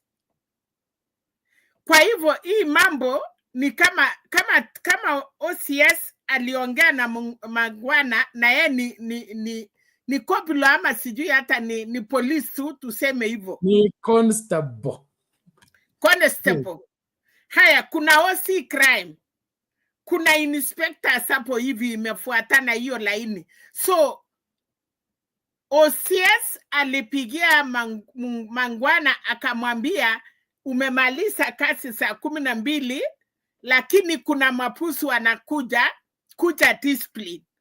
Kwa hivyo huyu OC crime ameshikiwa nini? Kwa sababu kama OCS ameongea na Mukhwana direct kwa sababu I thought kuna kwanga na chain of command. If you are leaving the station, unawachia OC crime. Mami, unachanganya mambo mawili. Nataka nielewe. Nakwambia, unaona vile tunafanya hii kazi pamoja. Alafu mimi naingia saa 12, mimi natoka saa 12 na wewe unaingia. Okay? Alafu kuna mambo ambayo tumekubaliana ni katikati yetu wawili, sio mambo ya ofisi. Okay? Nasema kama mimi naenda hii saa 12, lakini saa 3 my girlfriend atakuja hapa kuniulizia. Akikuja umwambie nilienda gambo. Okay? So hiyo ni swala ambayo it is not within our work schedule, ni imepangwa kwa nyuma. So watu wengi wasijue ni kipi ambacho kinaendelea hapa ambacho si cha kikazi. So kulingana na hii maelezo, and I'm just giving maelezo ile ya Mukhwana, okay? Ni kama ni OCS ambaye ni Talam alipigiwa simu na nani? Na DIG Langat kwamba amedispatch watu wa DCI wanaleta mtu hapo Central, na hakikisha kwamba aweke kwa room, alafu atakuja kushughulikiwa hiyo discipline. So hii masuala ya disciplines haikuwa inahusu even Central Police Station. Central Police Station ilikuwa tu venue ambapo haya maovu yatafanyika, alafu of course yatafichwa kama vile wamezoea kuyaficha. So haiwezi kuwa ati OCS hand over kwa deputy hand over kwa OC crime hand over kwa Mukhwana. That is the proper procedure. Walitupa hiyo procedure kando ili wafanye hii kwa kando, na katika hiyo kufanya kwa kando kukaribika, yule mtu alikuja discipline akadedi. Kwa hivyo Mukhwana ni mtu ya OCS ya mkono. So yes, Mukhwana ni kama ni constable. Yani sasa OCS yameenda na kuna ile reception office. Nani atakuwa in charge usiku huu? Si wanakuanga kwa duty roster. Yes. So yule atakuwa anapokea watu night shift, atakuwa Mukhwana. Mukhwana akimaliza hand over kwa fulani. So hapa in between akaambiwa wakati wewe kabla hujaondoka wageni wanakuja, wageni wataletwa na DCI na huyu mgeni atafanywa hivi. Na kulingana na Mukhwana, mgeni alipofika, Mukhwana alipigia nani? Talam. Akauliza, huyu mtu ndio ulikuwa unasema ndio yeye? Anaitwa nani? Albert Ojwang. Ndio hiyo process ikaanza. So kama CCTV, what I'm happy about is kama CCTV imepatikana na inaonyesha hii mambo yote, alafu hiyo mazungumzo ya Talam na Mukhwana, and then Mukhwana akisema si unajua mkubwa wetu anaitwa DIG, yeye ndio amepeana hii order. Mukhwana akasema na kukiharibika kutaendaje? Mwambie hiyo usijali, hiyo mambo yetu tutashughulikia, kuna kitu kitakwenda nini mrama, mkubwa ndio amesema. So kama hiyo yote itakuwa imenaswa vizuri kwa CCTV, hii kesi ni ngumu sana kwa nani kujitoa, Taalamu kujitoa, Mukhwana kujitoa na DIG kujitoa. Na kama hivyo ndivyo walipanga iwe nje ya sheria ama ndani ya sheria, kumeharibika, ili in that hakuna pa kujificha. Secondly, watu wa IPOA wamechukua nini? Wamechukua data ya Safaricom, zile simu zote watu wanaambia watu 15, communication kati ya DIG na DCI na Talam na nini na Mukhwana. Hizo simu zote zimechukuliwa hizo siku. Hiyo data pia iko na nani? Na IPOA. So kama hii kesi ita collapse, ni watu wa IPOA waamue tu kwamba tumeharibu kesi, lakini kusema ati hakuna evidence ya kutosha, I think there is sufficient evidence. Kama hizo coordination zitakuwa na hizo mazungumzo ya simu, itaonyesha kwamba is the same thing. Justice must be served to Albert. Lakini si unajua Kenya inaweza chochote chaweza kinawezekana. Hata Safaricom inaweza kufungwa, ama hizo simu zinaweza kupotea, hiyo data inaweza kuibwa kwa ofisi usiku, isemekane kwamba tulikuwa tumepata lakini sasa haipo. I don't know if that makes sense. Yes, it makes sense, Bernard. Ya kwamba ukweli ndio watu wanataka. Yoyote, kwa sababu binadamu yoyote amehusika, kwa sababu inasema tunabeba mzigo wetu wenyewe. Wakati tunafika mbele ya Mungu, hata hakuna msasi amebeba mzigo ya mtoto yake ama ya bwana akabeba ya bibi. Tunaambiwa kila mtu atabeba mzigo wake mwenyewe ikifika siku hiyo ya kiyama. Siku ya kiyama Bernard ni hii, hakuna siku ya kiyama ingine. This is the kiyama, hii ni siku yao ya kiyama Bernard. Tunangojanga siku gani ya kiyama? Ni wapi tumejua iko? Our end is our end, and now siku yao ya kiyama ni hii, ndiye kila mtu anabeba mzigo yake mwenyewe. Hapo sawa basi. Sasa siku ya 40 ikifika, kila mtu anajisimamia, atajitetea akiweza. Tunataka hii ya Ojwang imeshika, iko laini. Ile sasa tunaofia ni yale mambo itatokea baadaye. Is this a lesson imekuwa enough kwa polisi kujua wananchi wa Kenya wamekataa hayo mambo? Is this a lesson enough mkubwa ya polisi ama mdogo ya polisi aseme no, eri ufutwe badala ya kukuja kufungwa na kuumiswa? So I think it is a great lesson ya kwamba kutokea, nasikia kutakuwa na maandamano singine na mambo ingine. Tunataka kuona sasa na IPOA nasikia watakaa kwa ofisi. Hata ukiwa rais ukiingia the first day na mambo yaripike kwa nchi, sijaisikia watu wakisema ati rais ni imbia, mambo ni tofauti. Si mambo ya serikali, ni ya serikali pena. So IPOA ile kitu wanafanya ni kufuata desturi. Hatutaki kusikia nyinyi ni imbia, tunataka kusikia umekuwa sworn in as the chairman. IPOA imekuwa for 10 years. Kuna ile katiba inawaongoza. We need to see that. Tunataka kuona hiyo. Hatutaki kuambiwa ni wageni, hawajui maneno. We ni mgeni, fanya haki. Kwa sababu we ni imbia na utajua shida, then give us the right thing. Exactly, and that is why the protests are on. Justice must be served, and justice should not be delayed. And the people that are mentioned or are involved in all this need to come out, and wherever the IPOA needs to be given those biting teeth. Sio, unajua shida moja ni hiyo, ni katiba yetu hiyo.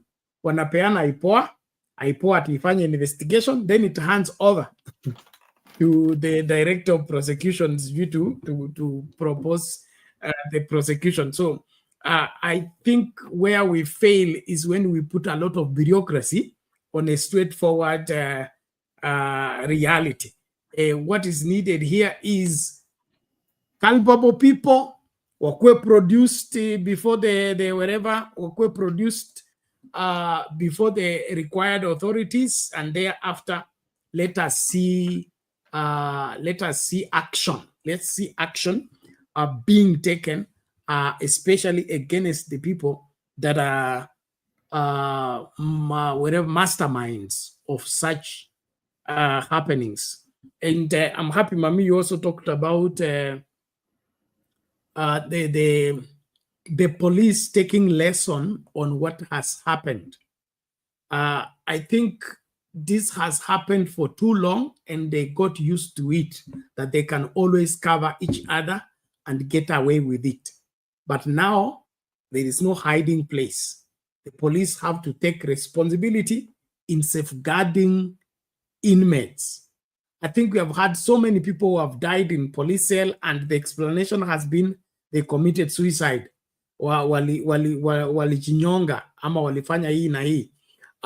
In my analysis this time round, everything has to be made clear, whereby when somebody is put in police custody, he needs to be a priority to be safeguarded, protected by the police, and not to use the police cell as punishing wherever zones. The police cell is only supposed to hold the suspect until the suspect is placed where is taken before the judge, and then the ruling is given. Then when he's remanded, okay, he's supposed to be remanded until his case is heard, and his punishment does not begin until the judge has pronounced himself and say you have been found guilty. So you are beginning to serve your sentence of so and so. That's where punishment begins. But what we are being shown and what we are being treated to is as soon as you get arrested, your punishment begins. You are innocent until proven guilty. So why are we turning police cells into torture chambers? Why are we turning police cells into punishing zones when they are supposed to be actually only holding bays, waiting for you to go through the process? And if the process proves you guilty, then you begin to serve your sentence. But it is like the Kenyan police assume that as soon as you are arrested, wewe ni mfungwa, kwa hivyo unaanza kufanya nini? Kukua punished, kuadhibiwa. Cells are not supposed to be sehemu za kuadhibiwa, zinapaswa kuwa sehemu tu za kulinda mabusu mpaka mabusu apelekwe mbele ya judge. Judge akisema umepatikana guilty na sentence yako ni viboko 5 na miaka 7 na hela fulani, then you begin to do that. But this assumption that everybody's guilty until proven otherwise, that needs to be erased from the minds of the police officers.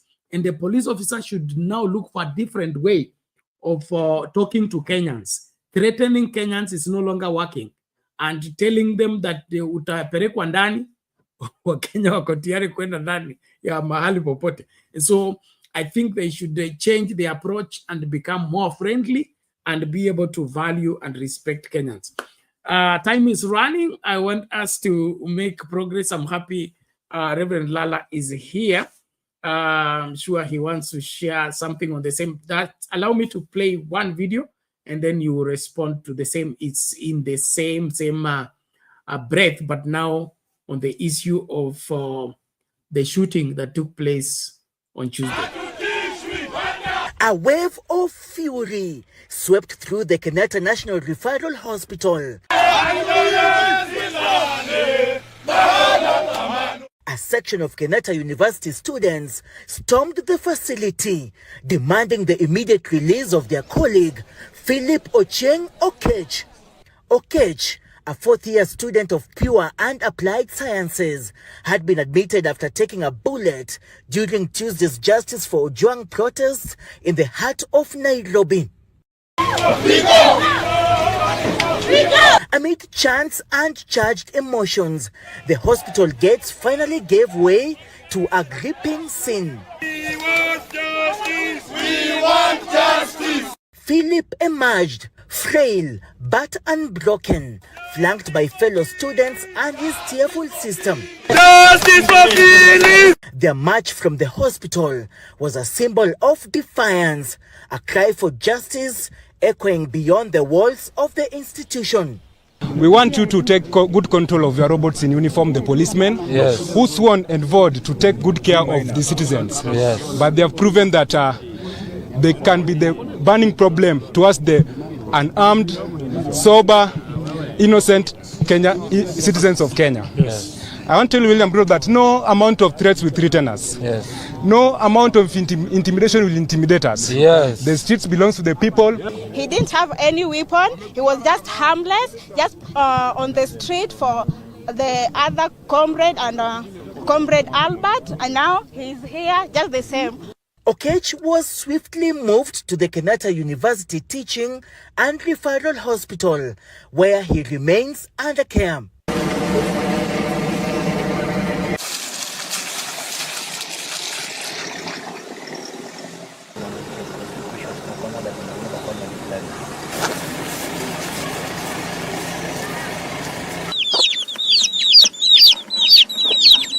In Kanaluo Village, Karachuono constituency, Homa Bay County, Philip's parents remain gripped by shock.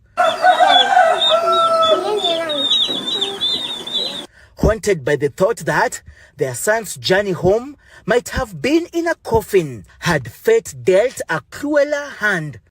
Nimelia kabisa kabisa. Sasa kama nichukua simu yangu, napiga namba yake ingii.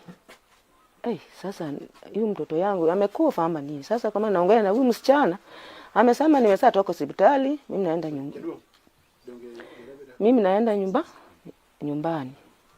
Unavyojua mwenyewe risasi mbili ukiambiwa mtu amepigwa risasi la shingo, alafu risasi nyingine kwenye mkono. Yaani kabisa unaamua kwamba hapo hamna maisha. Philip's parents remain gripped by fear, terrified of what dangers may still lurk. They recount a chilling encounter. Four shadowy figures who tried to slip into their son's hospital ward at Kenyatta, only to be stopped in their tracks by the swift action of security guards. Sasa mimi nashangaa tatizo nini? Kwa sababu kama kijana alipigwa risasi akanusurika bado anapata nafuu. Halafu hawa mapolisi bado wanamfuatilia. Hili jambo limeniletea tumbo joto sana. Mpaka sasa hivi sijaelewa tatizo nini.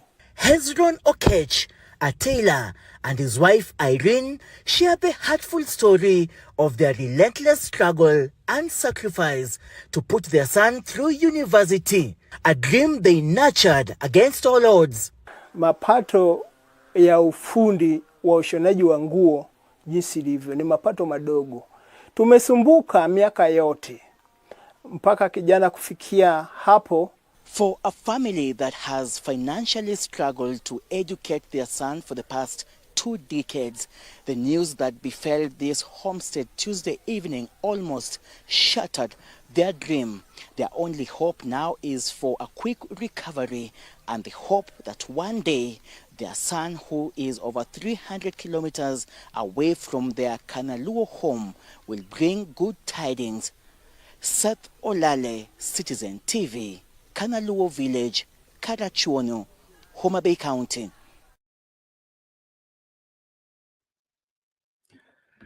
Okay, there you have it. And just before Lala comes in, you can see how heinous and how unrepentant we are in terms of causing evil. Somebody escaped with 2 bullets. His life has been rescued at the hospital. Then there are still people going to sneak into the hospital after the same person. Are these people taking lessons at all? Are they realizing how serious it is for somebody to lose their lives, their loved ones, and see the kind of background this young man is from? The same with Albert. The same. These are people who have come from, struggle after struggle to get where they are. Why are we determined to snuff the lives out of these promising young people? Lala. Asante Bernard, asante Mama Selena, mjamboni jamani. Nimeangalia, nilikuwa naona jamii ya huyu kijana, na unajua ni kweli tokea pale pagumu. And kuona vile wanafanyiwa na huyu Ilia.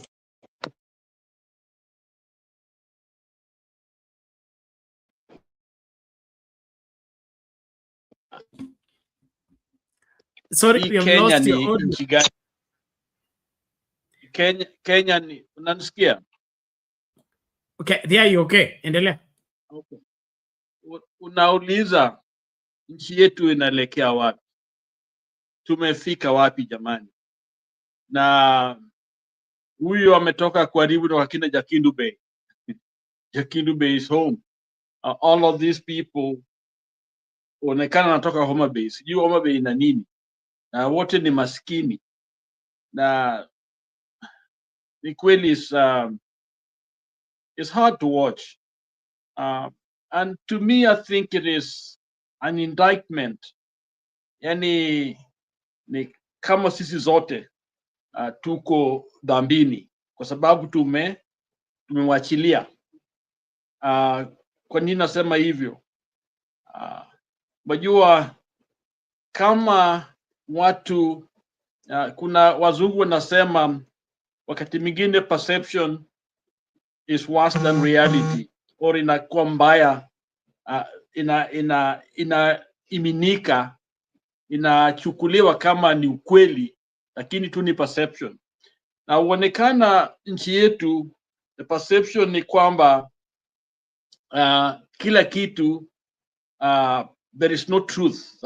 Kila mtu tunajiona kama tumefika mahala ambapo hatuoni kama kuna ukweli fulani anywhere. We are doubting, skepticism imeingia, the point where we don't believe in the systems that we have created because they are not giving us the right answers. Because tulikuwa tunaamini, hata unaona familia, those families, look at the way they are. huyo baba ni nini, kazi ya charani ninafanyia, anashonea nguo. Now you can see wamejinyima kabisa nyumba vile unaishi, ili kijana afike ili amalize daktari, he will lift up that home. So imagine that young man dies. Look at that family. Where do they go? Okay. Look at how deep they would sink. Okay. When people are trying to liberate themselves. Sasa serikali ambaye ingekuwa inawasaidia, sasa ndio inawanyanyasha. Na it is painful. It is really painful when police, and I'm not talking about police alone, but institutions, when you take bribes, when you steal, when you do what you do, unaua watu, una radicalize watu. As I watch the streets, with those young men carrying rungus, wanapiga watu. You see, Kenya is not like Los Angeles. Los Angeles, watu wanaamini, they can bounce back. They will clear the street, things will be fine. Kenya is trying to rebuild itself. So the perception around the world is this is a place where you can't do business, you can't invest. So what do we leave Kenya? Tunawachia, bad money, and that is known. Bad money meaning you see building going up, behind those money investing, drug, dope dealers and others, bad money, ingia Kenya, and that has been known. And some of us naona tumeendelea, tuna vitu, lakini we have opened doors kwa sababu good money they don't want to come there. Only bad money is attracted.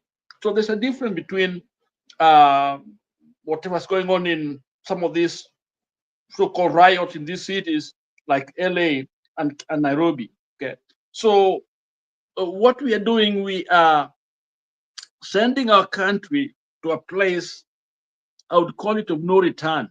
We'll go to a place where we will not return, because that is a fact. History inatuambia kwamba kulikuwa na civilization na zikafanya nini, zikaanguka. Okay, those countries are not known, those systems hawako tena kwa sababu ya vile mambo vile tunafanyia. In other words, it's a breakdown of rule of law. Watu wenyewe can't believe anything the government is trying to do or trying to say. The case of Albert is a circus, and some of those so-called facts are manufactured to confuse us, so that you see when it comes to trying to get justice, they'll put so many theories out there. At the end of the day, the court will say, we don't know really what happened here. Okay, and that's what they are aiming for. Okay, so the Kenyans must stand strong. We must stand together that justice is found, or else they'll take a wrong person. Somebody who didn't do anything will go in and rot in jail. There are so many of them in there because they know what they're doing. We trained this police, these detectives and others, and so they know exactly what they are doing, and the lawyers the same. So I think it is we the wananchi, let's stand together. Ili at least somebody like Ojwang, can know what justice feels like. That family, the young man that has, most was shot, or let us stand with him, because if we do, then these thugs, these perceptions will begin to shift towards a more towards where we want it to go, obedient to the Constitution. And so watching that that clip is Bernard, I think it is it's very, very sad. It just shows how far. The point I'm trying to make here is that we have moved away from the norm, what we want. We have moved away from our culture. We moved away from the rule of law. We have moved to a place where, first of all, we don't believe. It's almost like something happens, then you in a crowded house, like a theater, you shout fire on fire. Even if there was a thief in there, you wouldn't get that thief. You will just escape. The police was trying to get rid of that person. And so that's what they're doing now. What they're just shouting fire so that there's so much confusion. At the end of the day, those who have done this thing go free. But Kenyans we have determined something where I think we should not lose that that focus. What has happened here is that there is a class of people, Kenyans, who know how to get away with things. In other words, the step is get money, okay? Get some power, okay? And when you get it, you're at a certain stage, now nobody can touch you. Now you can use people behind you. People like Mukhwana and the rest. Here's a classical case where these are young men or people who want to promotion in the police force, or Talam and Mukhwana and others. And if somebody like Langat is up there, okay, and they tell you to do something, you want to, to please your boss so that you can get a promotion. And this is sad, but this is what is going on in our system. People get promotion not for the good thing they have done, but the way they are, pleasing what vile wanatumikia wanatumiwa na huyu mkubwa ili ndio ufanye nini wapate hiyo promotion. Tulikuwa nasikia zamani wanawake, tulikuwa tumia majina ya wanawake sana, wakitaka promotion wanaenda na hao wanaume ili wapate waende juu. Lakini that is a problem we have right now everywhere. To climb, lazima ulipe. Kuandikwa kazi, lazima ulipe something. So we are not a democracy. We are not a functioning system. We are becoming more feudalistic. A group of those who are, able to run things. Those are the people that will use the law, the constitution, to protect themselves, but they are not basically judged by it. The people who are bearing the big heavy weight, ndio hao wazazi umewaona. Look at the house they're living in. They live like birds. They live. Look at the condition of that home, and even the other home, and that is where majority of Kenyans live. That is the lifestyle, which is unforgivable. That's not where God wants us to be. That is not Christian. We are supposed to be better after all these years of independence. But because of corruption, because of these people, they climb the ladder, then they knock down that bridge that gets people up there. Because what these people have done, look at those two homes. Where would they be if we don't fight for them? Where would Ojwang's father be? Where would this other, man from Kanyalu, family be? Gone. And it's because those who are up, they are up there, and they will keep being up there using any means necessary because nobody will touch them. So to me, I think justice for these two young men and others is to tell those who are up there, you cannot use these junior officers to get what you want. And you junior officers, you should not listen to those guys up there. Because if you do, then down here, you can't live down here. So that is something that is a message that we must understand and we must preach if we want our country to core country. Okay. So it is a big lesson here, but it can only be so if we stay together, stand together, demand truth, demand justice, then we will succeed. But tribalists may derail us, and tribalism comes from both sides, all sides, using this story for their own narratives, for their own power grab. Okay, that's where it comes. I think we as Kenyans must look at justice, what is right, what is moral, what is true. In fact, the Bible tells us if there's any, whatever is true, whatever is honest, whatever is trustworthy, think on this thing. And I think it's important for us to be able to focus on that which is truth. Okay, and that way we will isolate, the tribalists. Let's go beyond. This is a Kalenjin or this is a Luo, this is a Luo. Let's look at what is right. And if it is right, let's all stand together. And I think that's what will save our nation at this time. Because where we are, I think we're in a bad place. I'm telling you, those at the top, they can do anything in this era, the way things are, and they'll escape with it. That's what the policeman can do and can shoot. It's easy to shoot. Okay, it shouldn't be that easy because they know there's nothing you can do. During Mandamanos, what were they doing? They're shooting. We saw them on the street. Has anything ever happened? Nothing. And this has been going on for a long time. We see them, and the whole world is looking at them.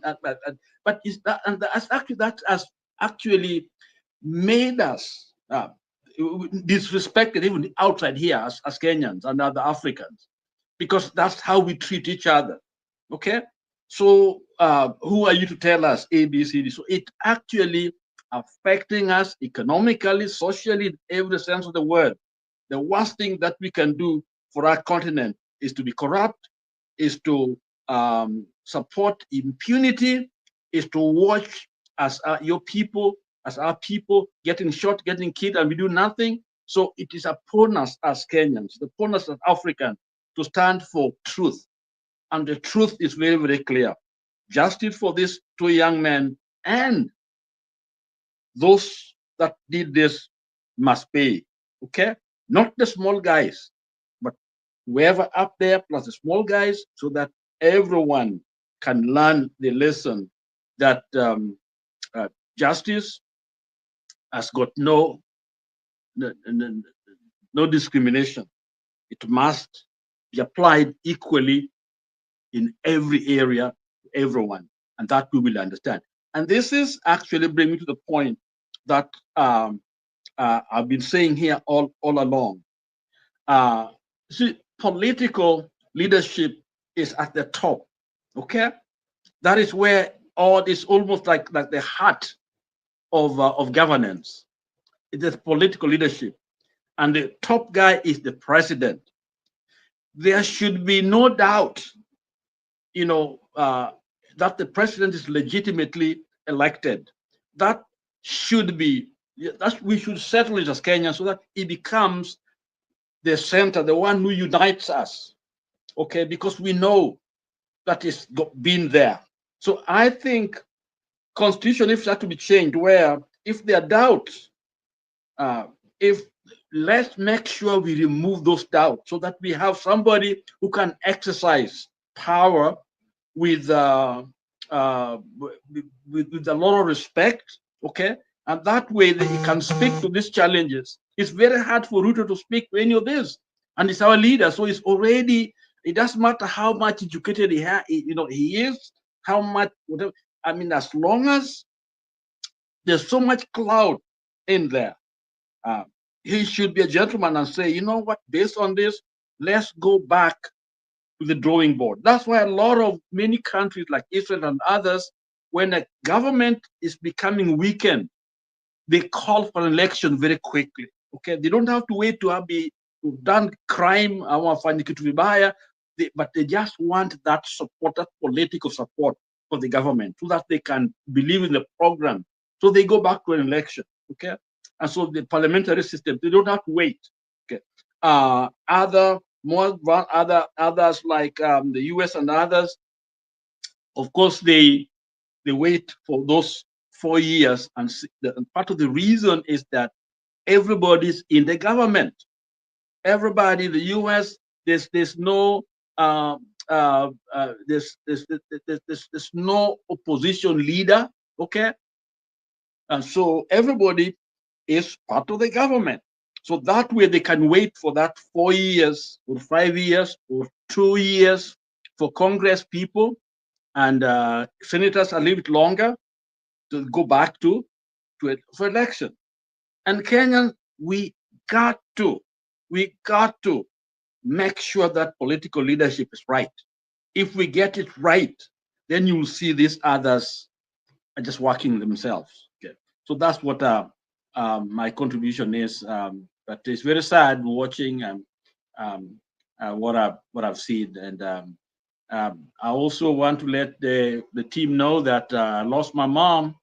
So it's been a time, you know, that ni mama tulimpoteza na tunahitaji maombi, lakini Mungu ni mwema, alikuwa anapenda Mungu na tunajua ako pale pema peponi kwa Mungu na tunashukuru Bwana. So back to you, Bernard.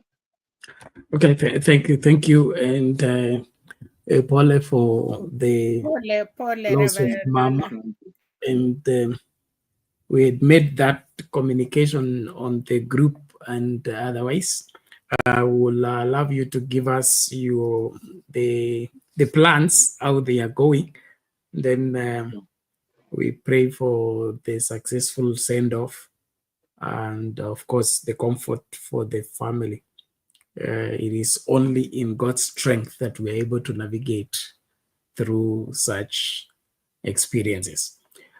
Well, ladies and gentlemen, as we continue with the conversation, we need to begin to wrap up. I'm happy public participation is here, but before she comes in to make her submission, I would want maybe briefly Mama Selina to make a response on the video, and then we bring in public participation. Bernard, patia public participation tusikie yeye, and then we will come kwa sababu nimeongea. Okay, thank you. Public participation, how is it going? Fine, Pastor Bernard, how are you? Nawasalimia wote, nasalimia mama, nasalimia Reverend Lala, pole sana kwa msiba. Sijapata the question was, but naona mambo za police brutality. Maybe Bernard, you can repeat the question.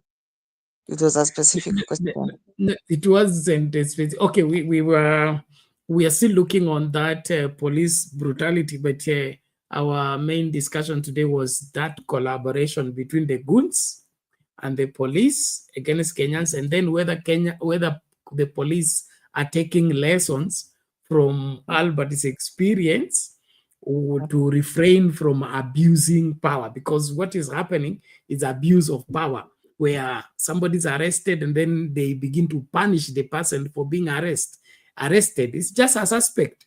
The suspect doesn't begin to serve sentence until he's sentenced. So why are our police cells punishing a zone when it's supposed to be just a holding zone until a case is determined, and then we know whether the person begins to be punished or not? Thank you. I've gotten you. Hey, Bernard, actually, our country, we're in trouble. We're in deep, deep trouble, because what actually is coming out now is what has been simmering for a long time under the cover, you know, just under the surface, below the surface. And we've been very much aware.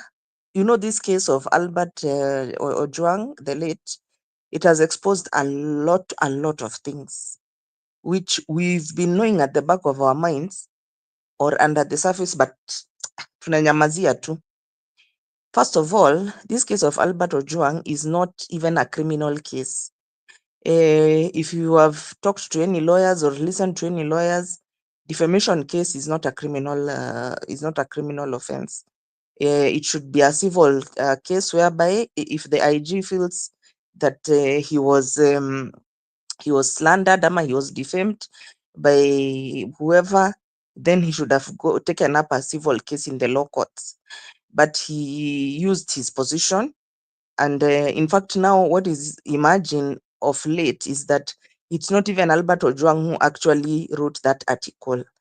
It's actually what happened was that there are about 4 bloggers who have access to that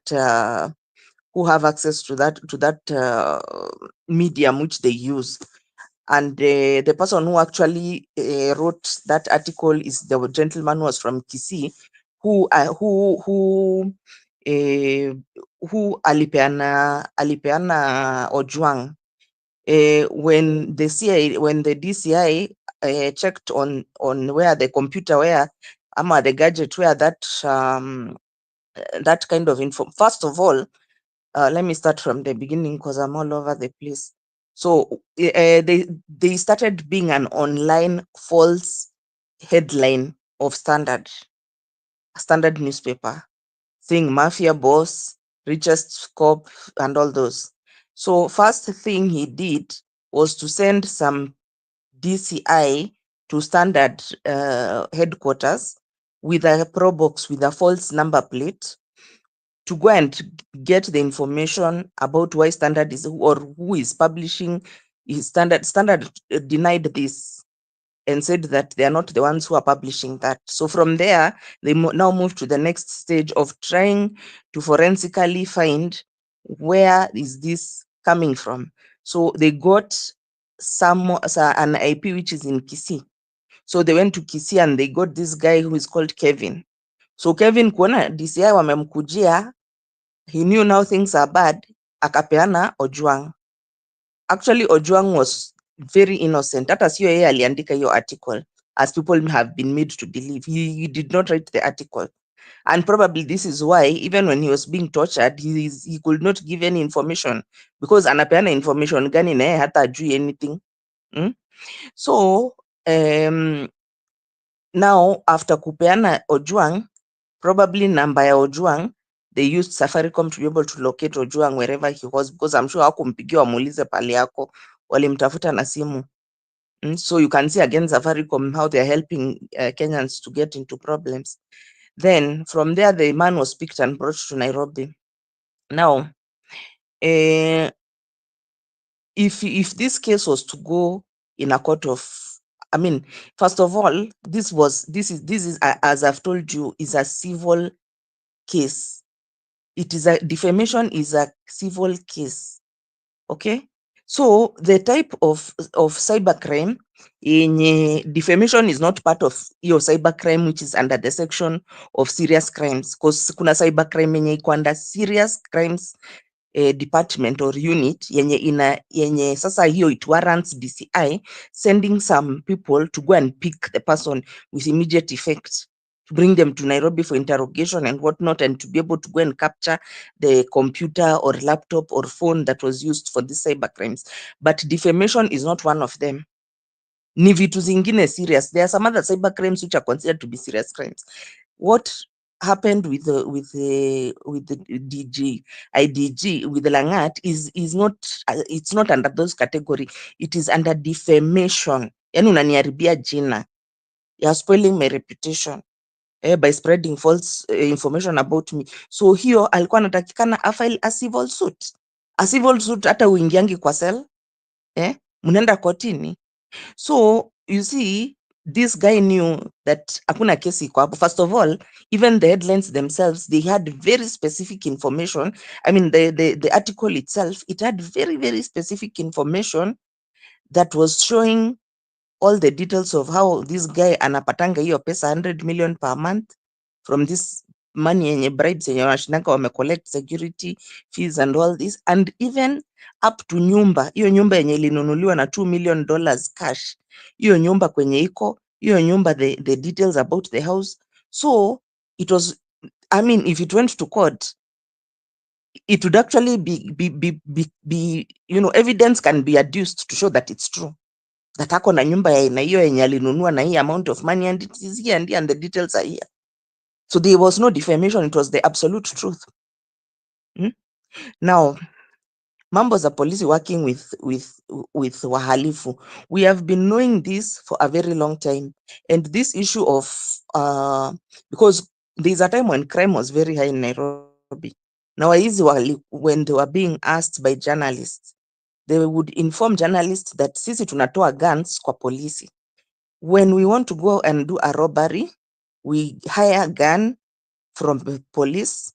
They lend us the gun for the night. Asubuhi ikifika unarudishia yeye gani yake na pesa yenye unatakana umpatie, na kama ulitumia bullet pia unalipia hiyo bullet. And there was even an expose which was done by African Uncensored. Wanaonyesha mpaka the gun hiyo nini imeandikwa KP to show Kenya police that the gun is and I remember that gangster alikuwa anasema hakuna kibanda Kenya, hakuna kibanda ya kwenda kupata gun. Wewe unafikiria tunatoa gun wapi? Where are we getting these guns that we are using to rob people? And even showed the guy only that he blurred the number of the gun, but ilikuwa imeandikwa very well KP, Kenya Police. So these narratives we have been hearing that police works with criminals, like what we saw with the goons, it is 100% true. Even Natembea himself has said, when now they want to discipline you, as now it's being called, this is being disciplined, wanakuacha kwa sala ukiwa peke yako, usiku wa manane unaletewa mahabusu, wanakuja wanakusodomize. That is what happened to our brother Albert Ojwang. Aliachwa kwa sel peke yake, then akaletewa hawa mahabusu hardened, and now other people who've been in Central, among other places, especially Central, they are saying that kuna rimandizi yenye hawatokangi hapo. It's like they are stationed there. Hawatokangi. They are just there in the area. So ukiingia, instead of course they are supposed to take your valuables, wakuwekee. Wanakuacha unaingia na simu yako na pesa na kila kitu. Ukiingia huko, hao mahabusu wanakuibia kila kitu, wanakupora. Wakikupora wanaenda kudivide huko mbele na polisi. Imagine that is the kind of police force that we are having. Imagine. And then you will tell me as a Kenyan that you are safe. Are you safe?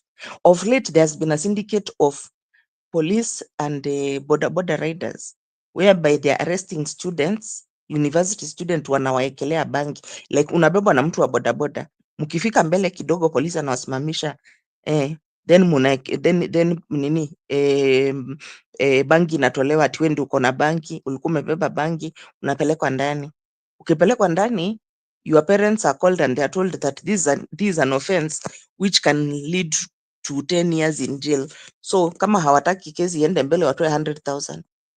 So these are the kind of ways in which they are fundraising this money. Hiyo 100 million yenye unasikia inapatikana 1 month, IDG anapata 100 million among other people. Kwa sababu kama IDG anapata, OCS lazima akuwe anapata yake. Si tumekuwa tukisikia from traffic police, hii 50 bob tunashinda tukicollect, sio yetu. Ama hii pesa yenye tuna collect kwa barabara, hata sio yetu. Lazima upelekee OCS kati yake, OCPD, county commissioner, up to the president. You have to take for them their cut.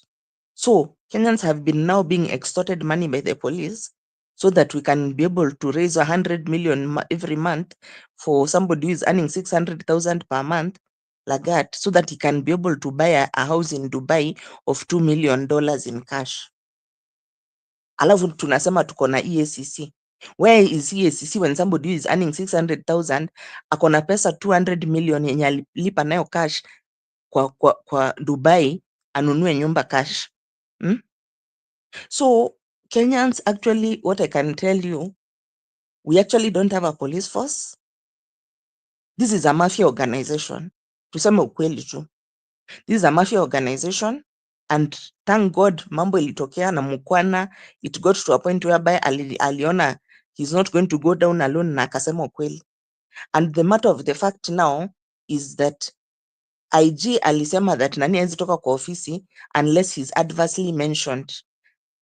IG Kanja said that Lagat cannot stepping down, cannot resign from the office or cannot be in wanaita nini ile kuwekwa kwa disciplinary yenye hao wengine walikuwa wame interdiction, cannot be interdicted unless he's adversely mentioned.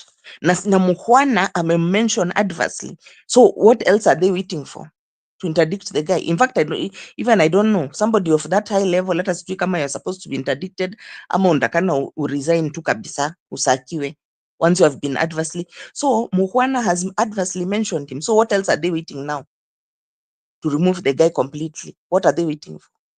Because IG alisema na mdomo yake that the guy will stay in office until when he's adversely mentioned. Mukhwana has written a statement to adversely mention, so he has been adversely mentioned as the person who instigated this thing. Na hata mtu yoyote who does investigation, they tell you when there's a murder probe, they always, one of the main thing ni motive. Mukhwana alikuwa na motive gani ya kuua Ojwang? Talam alikuwa na motive gani ya kuua Ojwang? None of them had a motive. The only person who had a motive is the IG, is the DIG, sorry. So he is obviously the real person behind the murder. Hao wengine, they were just accessories of the fact. Pamoja na hawa watu wa mkono wenye walienda kumpiga kwa cell. Of which kuna hiyo story, alafu kuna hii story ingine ati alipelekwa Karura. Sasa hata we don't know which story is, which one to believe and which one. You know, when you have such a police force which is so wicked, that mambo zenye wanafanya hata majambazi waezi fanya. Can you expect those kind of people to really protect us? Are we really safe in our own country, Bernard? If we are under thugs, we are under system of majambazi, we are under a mafia system yenye inaweza toa mtu Homa Bay mlete mpaka Nairobi kumuua. Ati because ameandika sijui nini, even they have not even done proper investigations to see whether he's the one who actually wrote the thing. Already wanataka kumuua. So tomorrow we are still going out in the streets because this man, in fact, he should be arrested. Hata hakuna story nyingine tunatakana tukue tunaongea sahi. He should be arrested. Achana na hata stepping down, sijui nini, interdiction and resigning.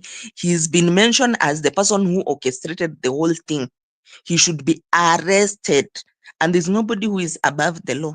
And so tomorrow when you are going to protest, as you are protesting your police brutality, huyu kijana mwenye alipigwa risasi kwa kichwa, we are protesting that Nani needs to be arrested. If it was anybody else mwenye angekuwa amementioniwa that ameua mtu mwingine, saizi angekuwa ndani. So I don't know why they are trying to I don't know whether there's a different set of law. Whether there's a different set of law for deputy IG and the other one for other people. Kwa sababu if anybody else was mentioned, angekuwa ndani sahi.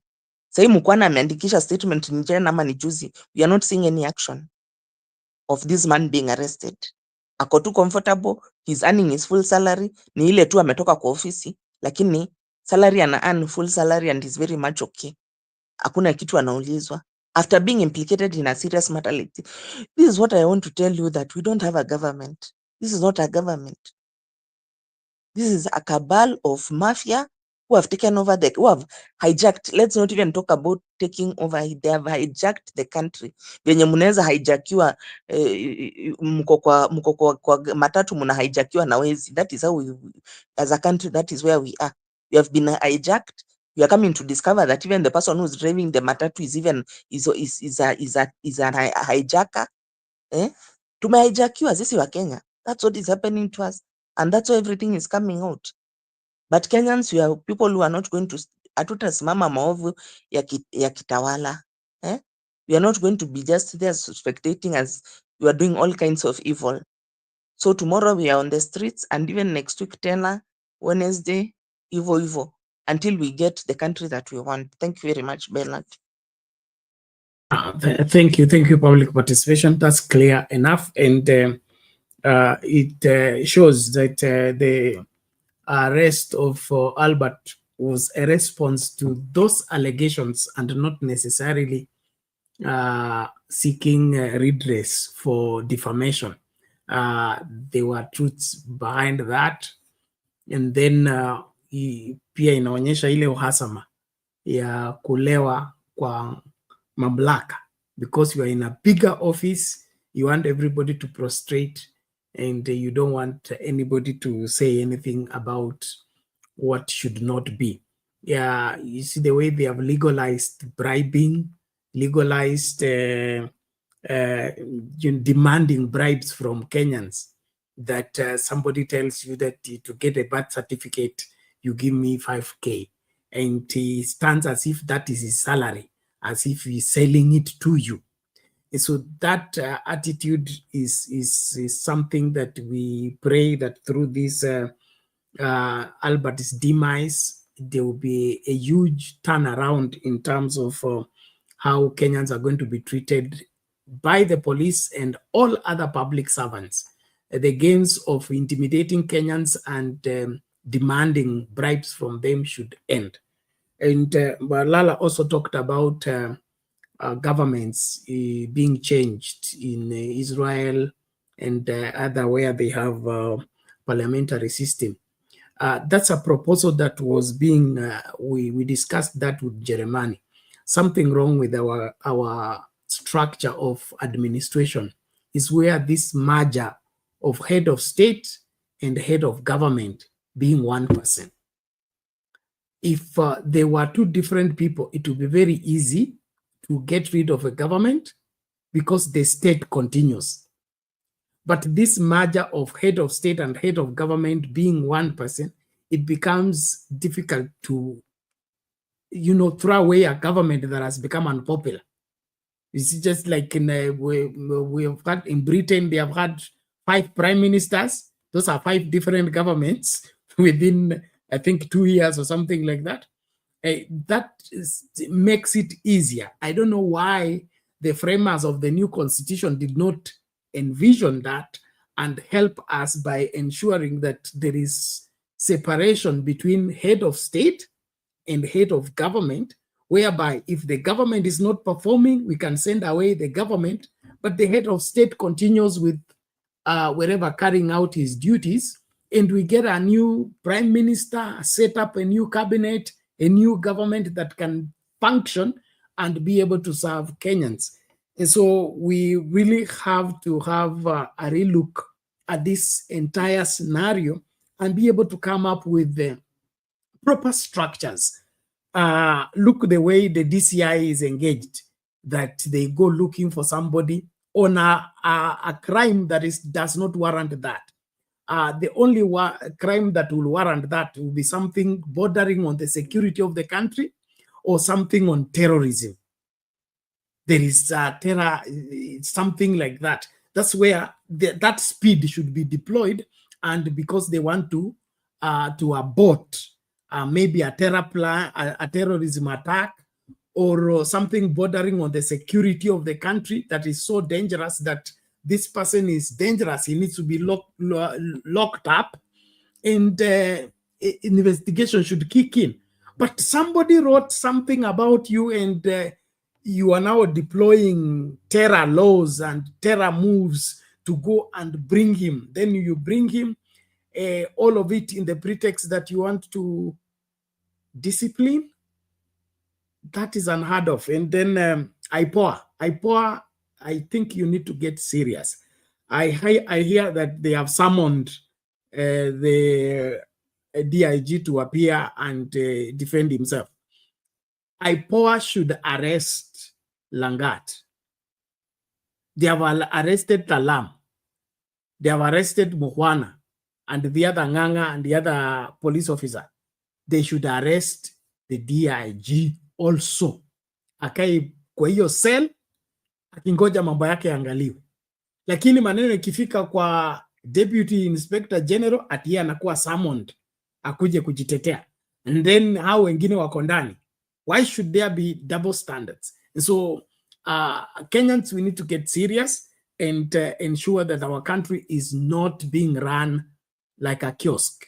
Our country needs to be run on proper set systems and proper set sectors, that the security sector functions according to the law, not somebody hijacking the security sector and use it to do his errands. What we see here is abuse of power, abuse of office, where Sasa DCI imekuwa ndio mchakazi wa director wa deputy inspector general kwenda kutumwa kutafuta mtu walete, wakimleta kichinjio. They are an accomplice on this, and all of it is because they don't want to follow the law accurately. To me, that's very sad.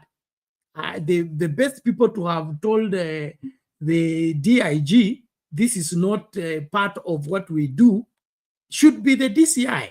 Why did the DCI run first to go and bring Albert? Was Albert planning to overthrow the government?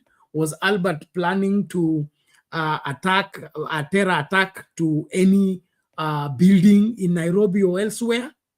What made it so urgent that somebody is written about you on corruption? No. This needs to be a huge lesson na watu wapoteze kazi zao.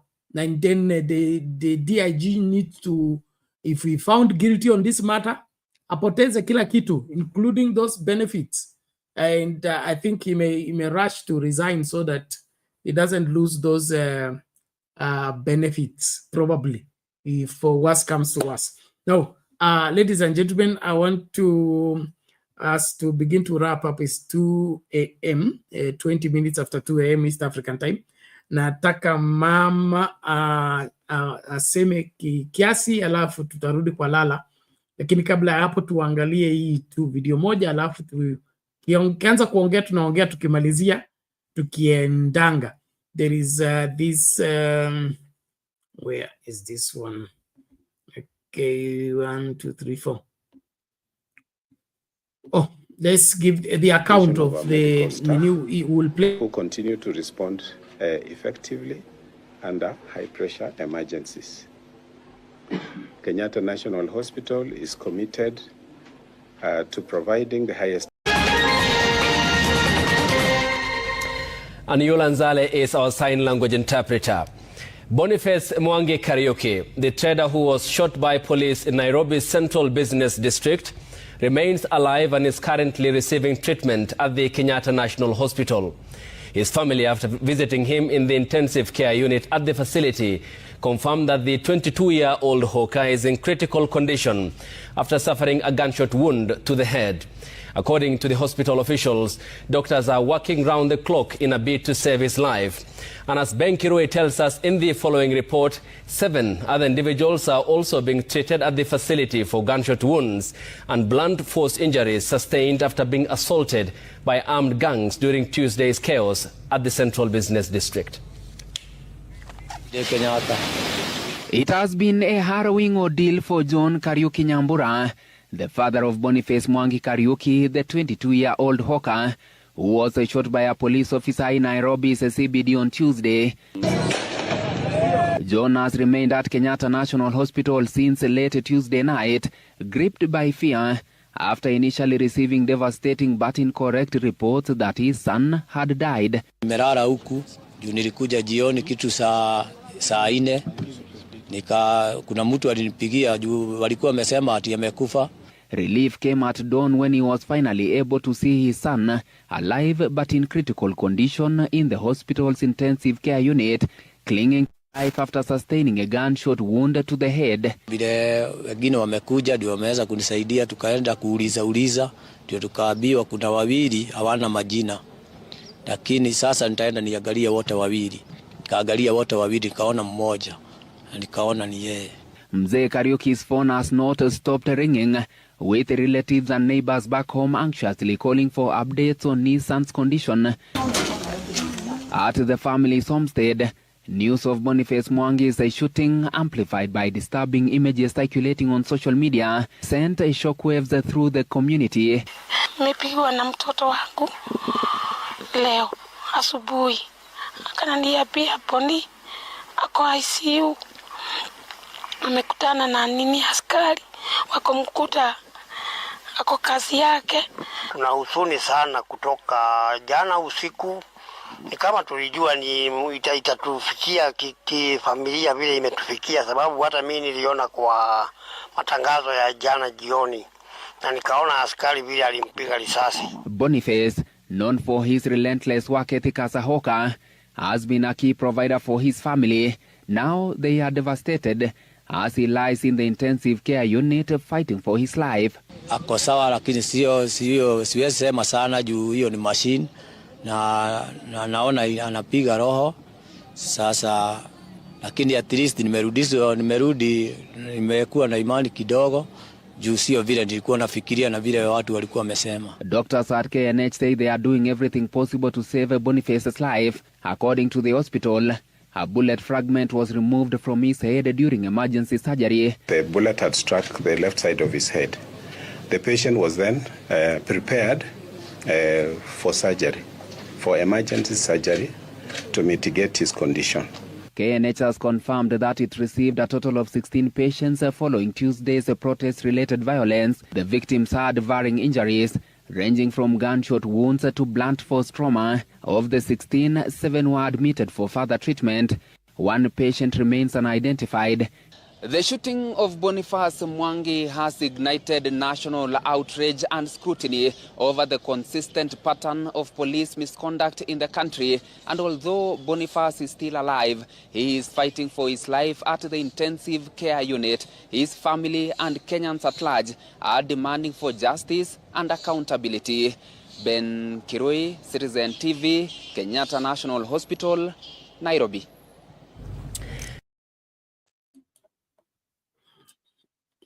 There you have it. Mama, you can weigh on that. Bernard, surely, hii ni ngumu because unasaa mtoto, una sacrifice. Nikiona hiyo wasasi wa Kisumu hawa na anasema anashona manguo mpaka mtoto yake amefika university, na ukiona vile wanakaa, walikuwa na jaribu kuona mtoto yao akimaliza shule angalau hope. Unajua Penat, kama wewe msasi au kufika mahali una sacrifice mtoto yako, at least sisi wote tumefanya hivyo. Wengine tumeenda hata mpaka unajaribu kusaidia wachukuu ndio at least warudi wasaidie wasasi. It is so painful. Sasa tena huyu kijana ingine hoka nyumbani kwao. Na ndiye Penat, unajua we are equal in the eyes of God. Lakini wale hawana, tumeonewa na maisha. Wale maskini. Yani kama una chako Penat, sijui ni hiyo Biblia inasema ukiwa unanyang'anywa ipatue ula ako naye. Sijui hiyo ndiyo inatumaliza Penat, because you see all this. Hii watoto ya hiyo matachiri hata uwezi ona kwa street, they don't come out. Na wakikuja, hawakuji huko mbele. Surely, msasi yako anakaa vile anakaa na amekutuma. And you are just coming out, yes, you fight. Unajaribu kufaitia dunia. And then end of the day, the people wali sacrifice. They lose you. It's so painful. We need to, baada ya kabisa inastahili watoto pia, kama wasasi wamesacrifice hivyo Penat, ujue nini imekutuma. Why are you there? Because hii life ni 1 minute you are not there. Na wewe kama umeenda usikie uchungu, unawachia. Hey, Penat. We cannot even, kwa sababu kuna mtu anasema Penat, ama kuna kisemo inasemekana, matachiri wanauliza, tukifanya kila mtu akuwe tachiri, tutaongoza nani? So watu wengi wamepotelea hiyo hapo chini, kwa MP ataki kuempower because watu yote wakiwa tajiri village kama wasomi Lala, nasikia huko kwao Nyanza kwa manyumba village mpaka ward vijana wana compete. We ni engineer, we ni nani, we ni nani, we ni, unaona? Kama dunia ingekuwa inafanya hivyo, tungekuwa mahali afadhali. But now pia tumesomesha hiyo watoto. PhDs wamemaliza, tumewanyima kazi, wanarudi wanafanya kazi ya oka. So it is really, it's a community, it is a society, Penat. Where will we go? Where will we get good leaders? Who is these angels? Kwa sababu wale wako na wale wanakuja, they are the same. Unless Mungu ashuke na kupatilisha Penat after we fight for justice. Mungu akitujalia tufike 2027. Tupatilishe from MCA to top. Hata kama mtu ni msuri namna gani, let all of them go one time. Wale wameenda 2 times, stop. Wale wamemaliza 1 term hapo. Let us not, wacha tusiweke watu tena. Hata kama uko msuri, kasi yako wacha itoshe hapo. Give other people chance. Na unaona Penat na Lala, baba ako na watoto, baba ni 70-60, na kasi ikipatikana hata yeye mwenyewe baba hawezi patia mtoto yake Penat. What is difficult wewe Penat tuseme hapana, mimi nimeshafanya kazi, usinipatia mtoto yangu ama patia mtoto ya jirani. Unaona baba ananyima mtoto yake Penat, analetwe na kari 60, amemaliza, amekusaa, wewe umeoa. Sasa hiyo kukaa, anakuja kukupatia pesa kidogo ya kuchunga familia. Now where is justice? Hata kama tunalaumu serikali, sisi wenyewe, where is our justice? Kwa nini mimi nimefika 40 years 50 na kama kuna kazi na nimesomesha mtoto yangu, why can't you step aside? Hii watu wase tutoke tuachie hii vijana. So Penat, we are all of us wrong. All of us. Tuchi inasema nini kanisa? Tufanye nini roho yetu? Tujichunguze. Tujichunguze jameni. Wacha tujichunguze. Hiyo vijana, and you see, hii vijana sasa wamepoteza kazi, hiyo mapolisi. Sini hawa ma-TNC Penat. Ama ni mwili tu tumeona nje ni nyepamba. Unajua tukiona watu nyepamba kumbe ni nyepamba na uso ni msee, I'm sorry. Lakini kulingana na vile tunaona, it may be they are young. Kama umepata chance ukiwa kijana, kuwa kingo ya kijana mwenzako. Please, tumekosa sisi wote Penat. We need to repent. Kama kuna mahali tunastahili tutupu. Kwa sababu kama hatungeweka hii kucycle, vijana wengi wangekuwa kasini na pengine mambo ingekuwa tofauti Penat. Thank you. Okay, so mami, thank you. Shikilia hapa, tunashukuru. Wazo zuri, lakini sioni kama kuna kazi nyingi, kuna wazee wengi kazini ambao wanaweza tosha nafasi ya vijana tulionao. Kumbuka 70% saa hii ni vijana, na hizi kazi tunataka kufaitia wazee hawafiki 100,000. Sasa tutachukua vijana 10,000,000 tuwapatie kazi ya wazee 10,000. Itakuwa ni shida tu. Cha muhimu hapa ni tu focus kwa kujenga nchi. tungekuwa tumefocus kwa kujenga nchi, yani vile tunachukua kwa mfano, vile tunachukua watoto kwa nursery, okay? Tuko na watoto 1,000,000 nursery class. Tunajua baada ya miaka 8 watakuwa wanaenda form 1. Lazima tukuwe na hiyo nafasi ya nini? Ya hiyo form 1 ya watoto 1,000,000. Then wakimaliza form 4 tunajua wanapaswa kuwa na university inatoshea hiyo namba. And then wakitoka university wakigraduate, tuko na industry ambazo zitaajiri hao graduates. Shida hapa sisi tuna preside tu over class 1. Siku hizi tunaenda graduation na kila class. After that, we graduate them and send them nowhere. So we have a pile of graduates who are not assimilated, and that's why they are spilling on the street, and now a street has become now a scramble.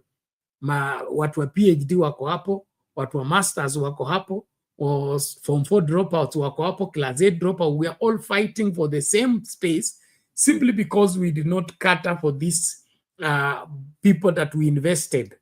Na kumbuka, serikali ilikuwa inalipa help wale watu wanasoma university.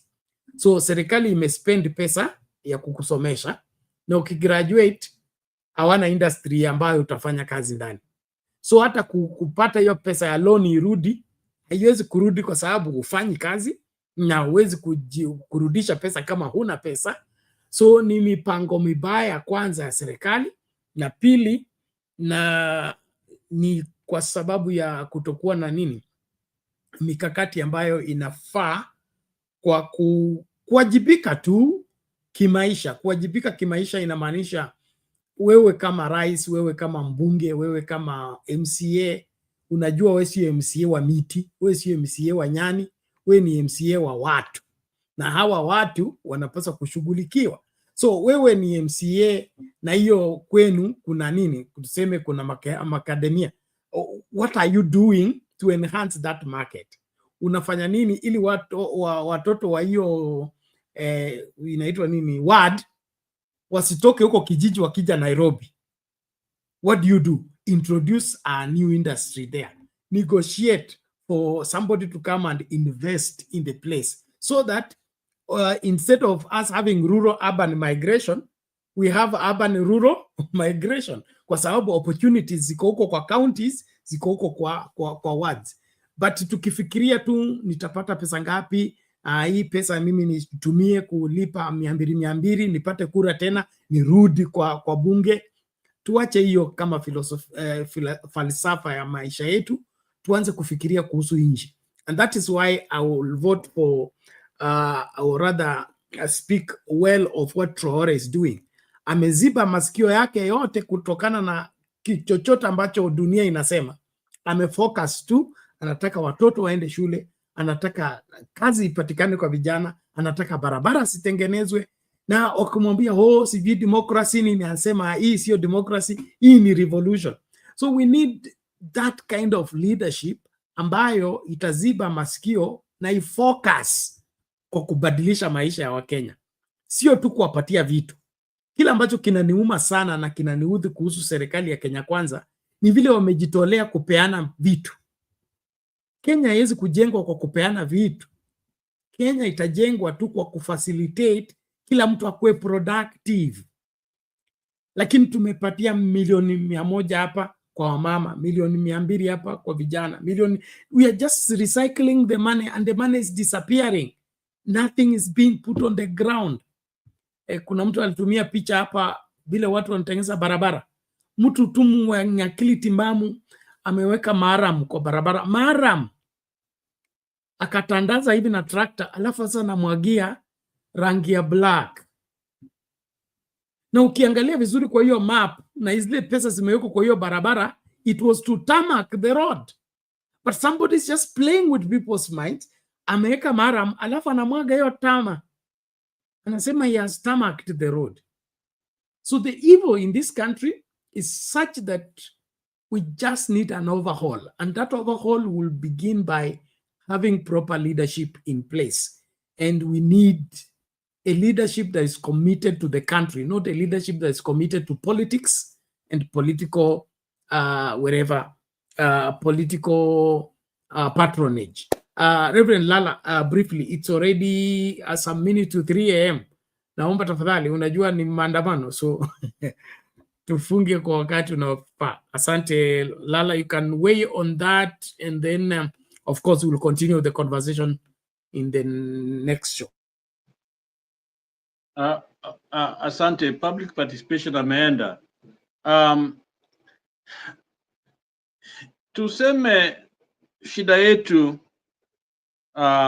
wa Kenya, vile Mama Selina alisema, si zote ni hii, kama ni cancer fulani ambayo ime-infect us to the point where tunajua ukweli, tunajua vile Mungu amesema, tunajua vile tufanye, lakini tunachagua kile ambacho tunafikiri atatusaidia. Tunachagua ukabila, tunachagua kuchukua vitu kama ni zangu. Yani sharing is not part of our vocabulary. I don't know where this demon came from, lakini ni shetani mbaya sana, ni pepo chafu kabisa. Inafanya tu watu watafute yao vyenyewe, yake mwenyewe. Kazi akipata, and the person is thinking of himself, not the neighbors, not the country. It's about what they are going to get themselves. So to make himself or herself rich is the focus. And so there's a breakdown. That individualism, which we use anything possible to feed into it, imetufanya tuwe deaf to what is going on around us. And we are sinking, because it doesn't matter how much you have, the same people you are robbing will come for them. So why? You're holding them for somebody else. Okay, I think it's the Bible which says the rich, those who are rich, what I can't paraphrase it, but in a sense, what you're saying is that what you own, what you have, is you can only sleep in one house, you can't sleep in two. Somebody else will be enjoying it, and yet you are using your energy to try to protect things that you don't even own.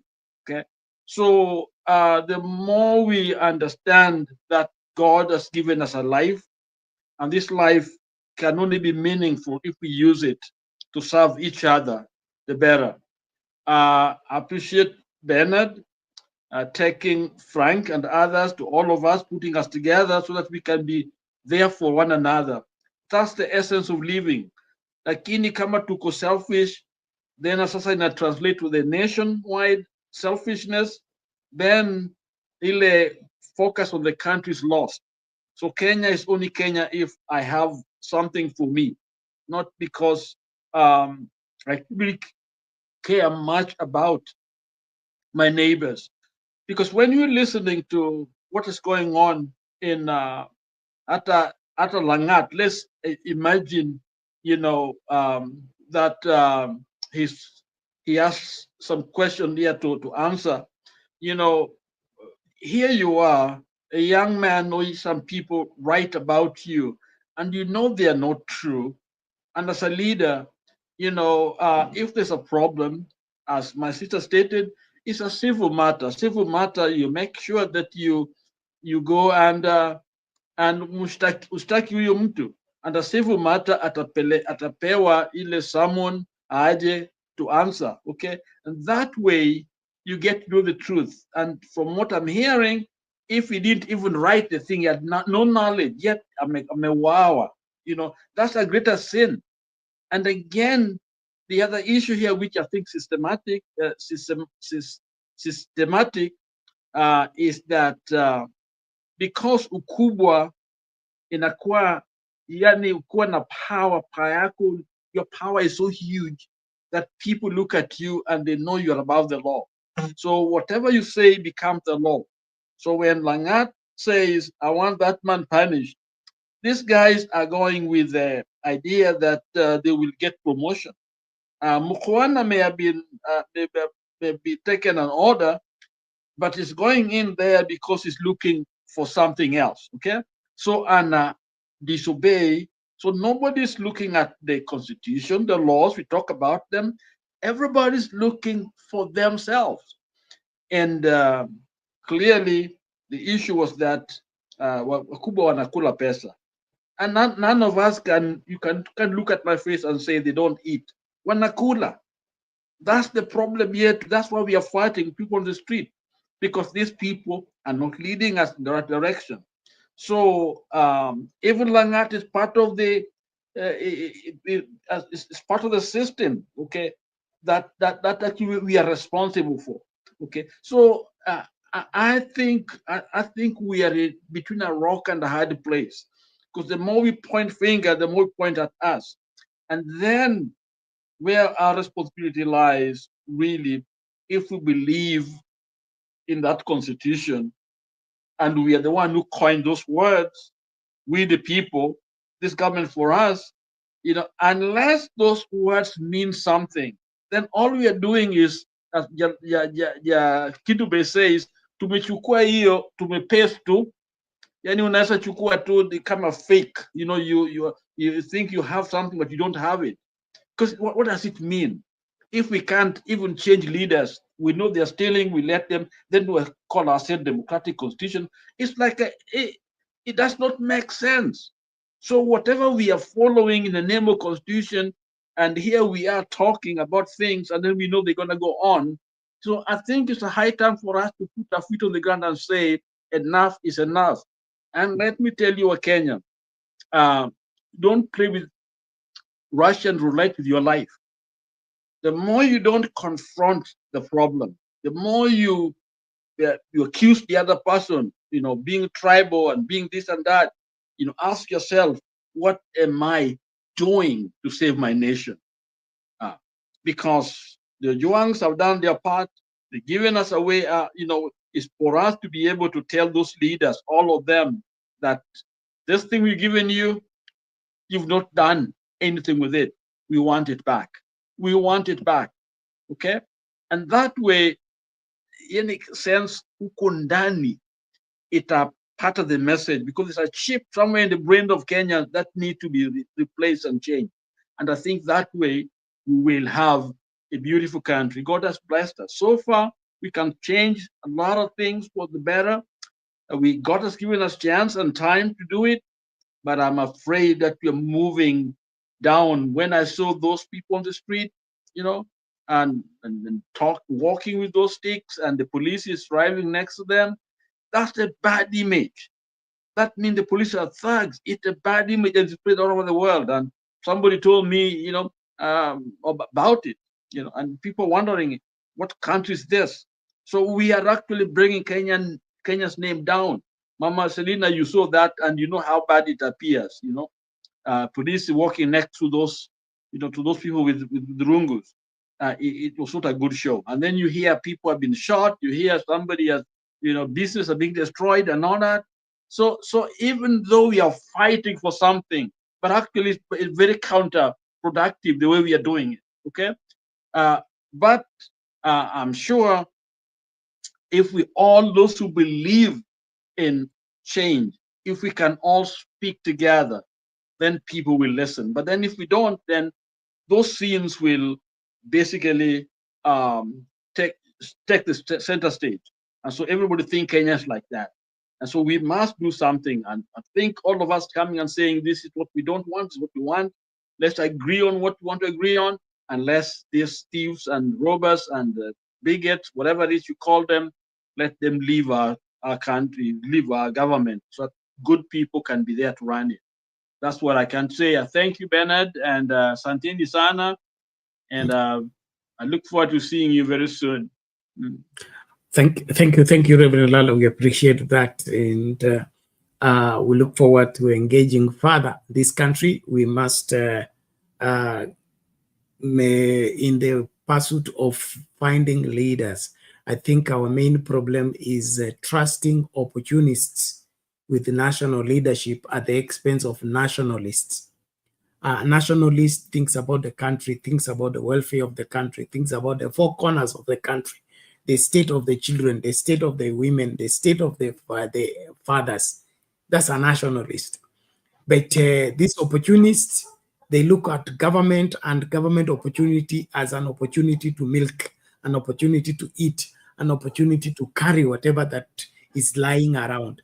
And so, like Mama said, come next elections, let's separate between opportunists and nationalists. Let's not give the country to people who are only looking for an opportunity to eat. There is this clip that I'll be playing shortly about this young man. And I don't know whether he knows about KANU, Youth for KANU 92, but he has started Youth for KANU, I mean, Youth for Ruto 2007. I don't want to need to say much about it, but using those two comparisons and being a Gen Z, I don't understand whether he understands the history of Youth for KANU 92 and the kind of trouble it brought to this country, but he's advocating for Youth for Ruto 2027. I just want us to hear him and then tuende kulalia, tutarudi kuibomoa kesho ama kuijenga kesho. This Let's just hear. Here is going to lead the youth movement in this country in protecting the president, in defending President Ruto, and we will not allow any group of youths who are going to be used to cause anarchy in this country. We also wish to state, next week we are going to launch the Youth for Ruto 2027 movement on June 25th, while a section of young people in this country will be used for some anarchical means. This group is going to be used to open the YR27. And we are already in communication with the Office of the Deputy President, Kithure Kindiki, who will be the chief guest of that day. We have invited leaders from the UDA top officials who will also grace that day. The event will be happening at Nyayo Stadium, and we invite all youths who want to see the benefits of being in this government. We want to urge all youths to be peaceful. We are not going to allow chaos to happen in Nairobi. And as the YR27, we are going to be the new solid block that will be protecting President Ruto. Any group that will come out to try to plunge this country into a state of anarchy, we will deal with them. We will be out there, and the full law enforcement will take its way. So I will perhaps...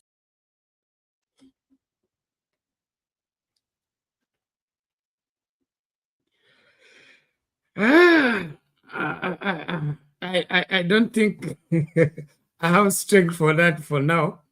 I just wanted you to go and sleep over that. Tukutane tutakapokutana. Nani atakomboa Kenya? Ya Wakenya ni mbaya, break imekatika, Kenya inazama, tunauliwa kama wanyama, vijana wanaonewa, wanakamatwa bila makosa, kesi kuwekelewa. Serikali gani? Serikali gani? Mahakama imetekwa, uchumi imefinywa, hospitali hakuna madawa, elimu imezorota, ufisadi inatawala. Ukisema unakamatwa, alafu unanyongwa, unauliwa na polisi. Serikali gani? Serikali gani? Nani atakomboa Kenya? Ya Wakenya ni mbaya, break imekatika, Kenya inazama, tunauliwa kama wanyama, vijana wanaonewa, wanakamatwa bila makosa, kesi kuwekelewa. Serikali gani? Serikali gani? Waliokula kiapo kutulinda ndio wanatusaliti, wanatuchinja kama mbuzi. Serikali gani?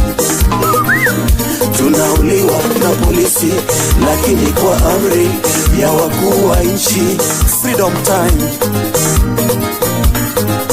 Kazin hai hai, Kuzo hai hai, Yawagachagua hai hai, Matiang'i hai hai, Kalonzo hai hai, Natembea hai hai, Wamalwa hai hai, Muturi hai hai, Karua hai hai, Babu Owino hai hai, Miguna hai hai, Miguna hai hai, tunasema hai hai, Anirada ni hai hai, Mabuzo hai hai, Gen Z's hai hai, Wamama hai hai, Wababa hai hai, Yawa wa Kenya hai hai, Kuzo hai hai, Kajins hai hai, tunasema hai hai, Anirada ni hai hai, Wakikuyu hai hai, Wakamba hai hai, Waluya hai hai, Jaluo hai hai, Masai hai hai, Mombasa hai hai, Pokot hai hai, Turukana hai hai, Wakisi hai hai, na Wameru hai hai, Wakuria hai hai, Kuzo hai hai,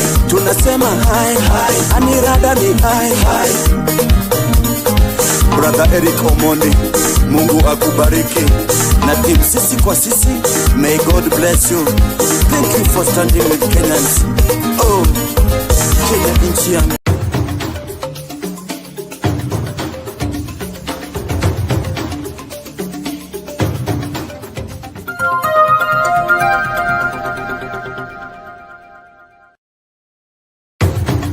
We also work on creating documents, feature stories, explainer videos, 3D animation, and anything media related. We also offer consultation on media related topics. Our work is timely, professional, and very affordable. So talk to us, soundcandytalk@gmail.com, or you can call us on 07 18 45 45 85.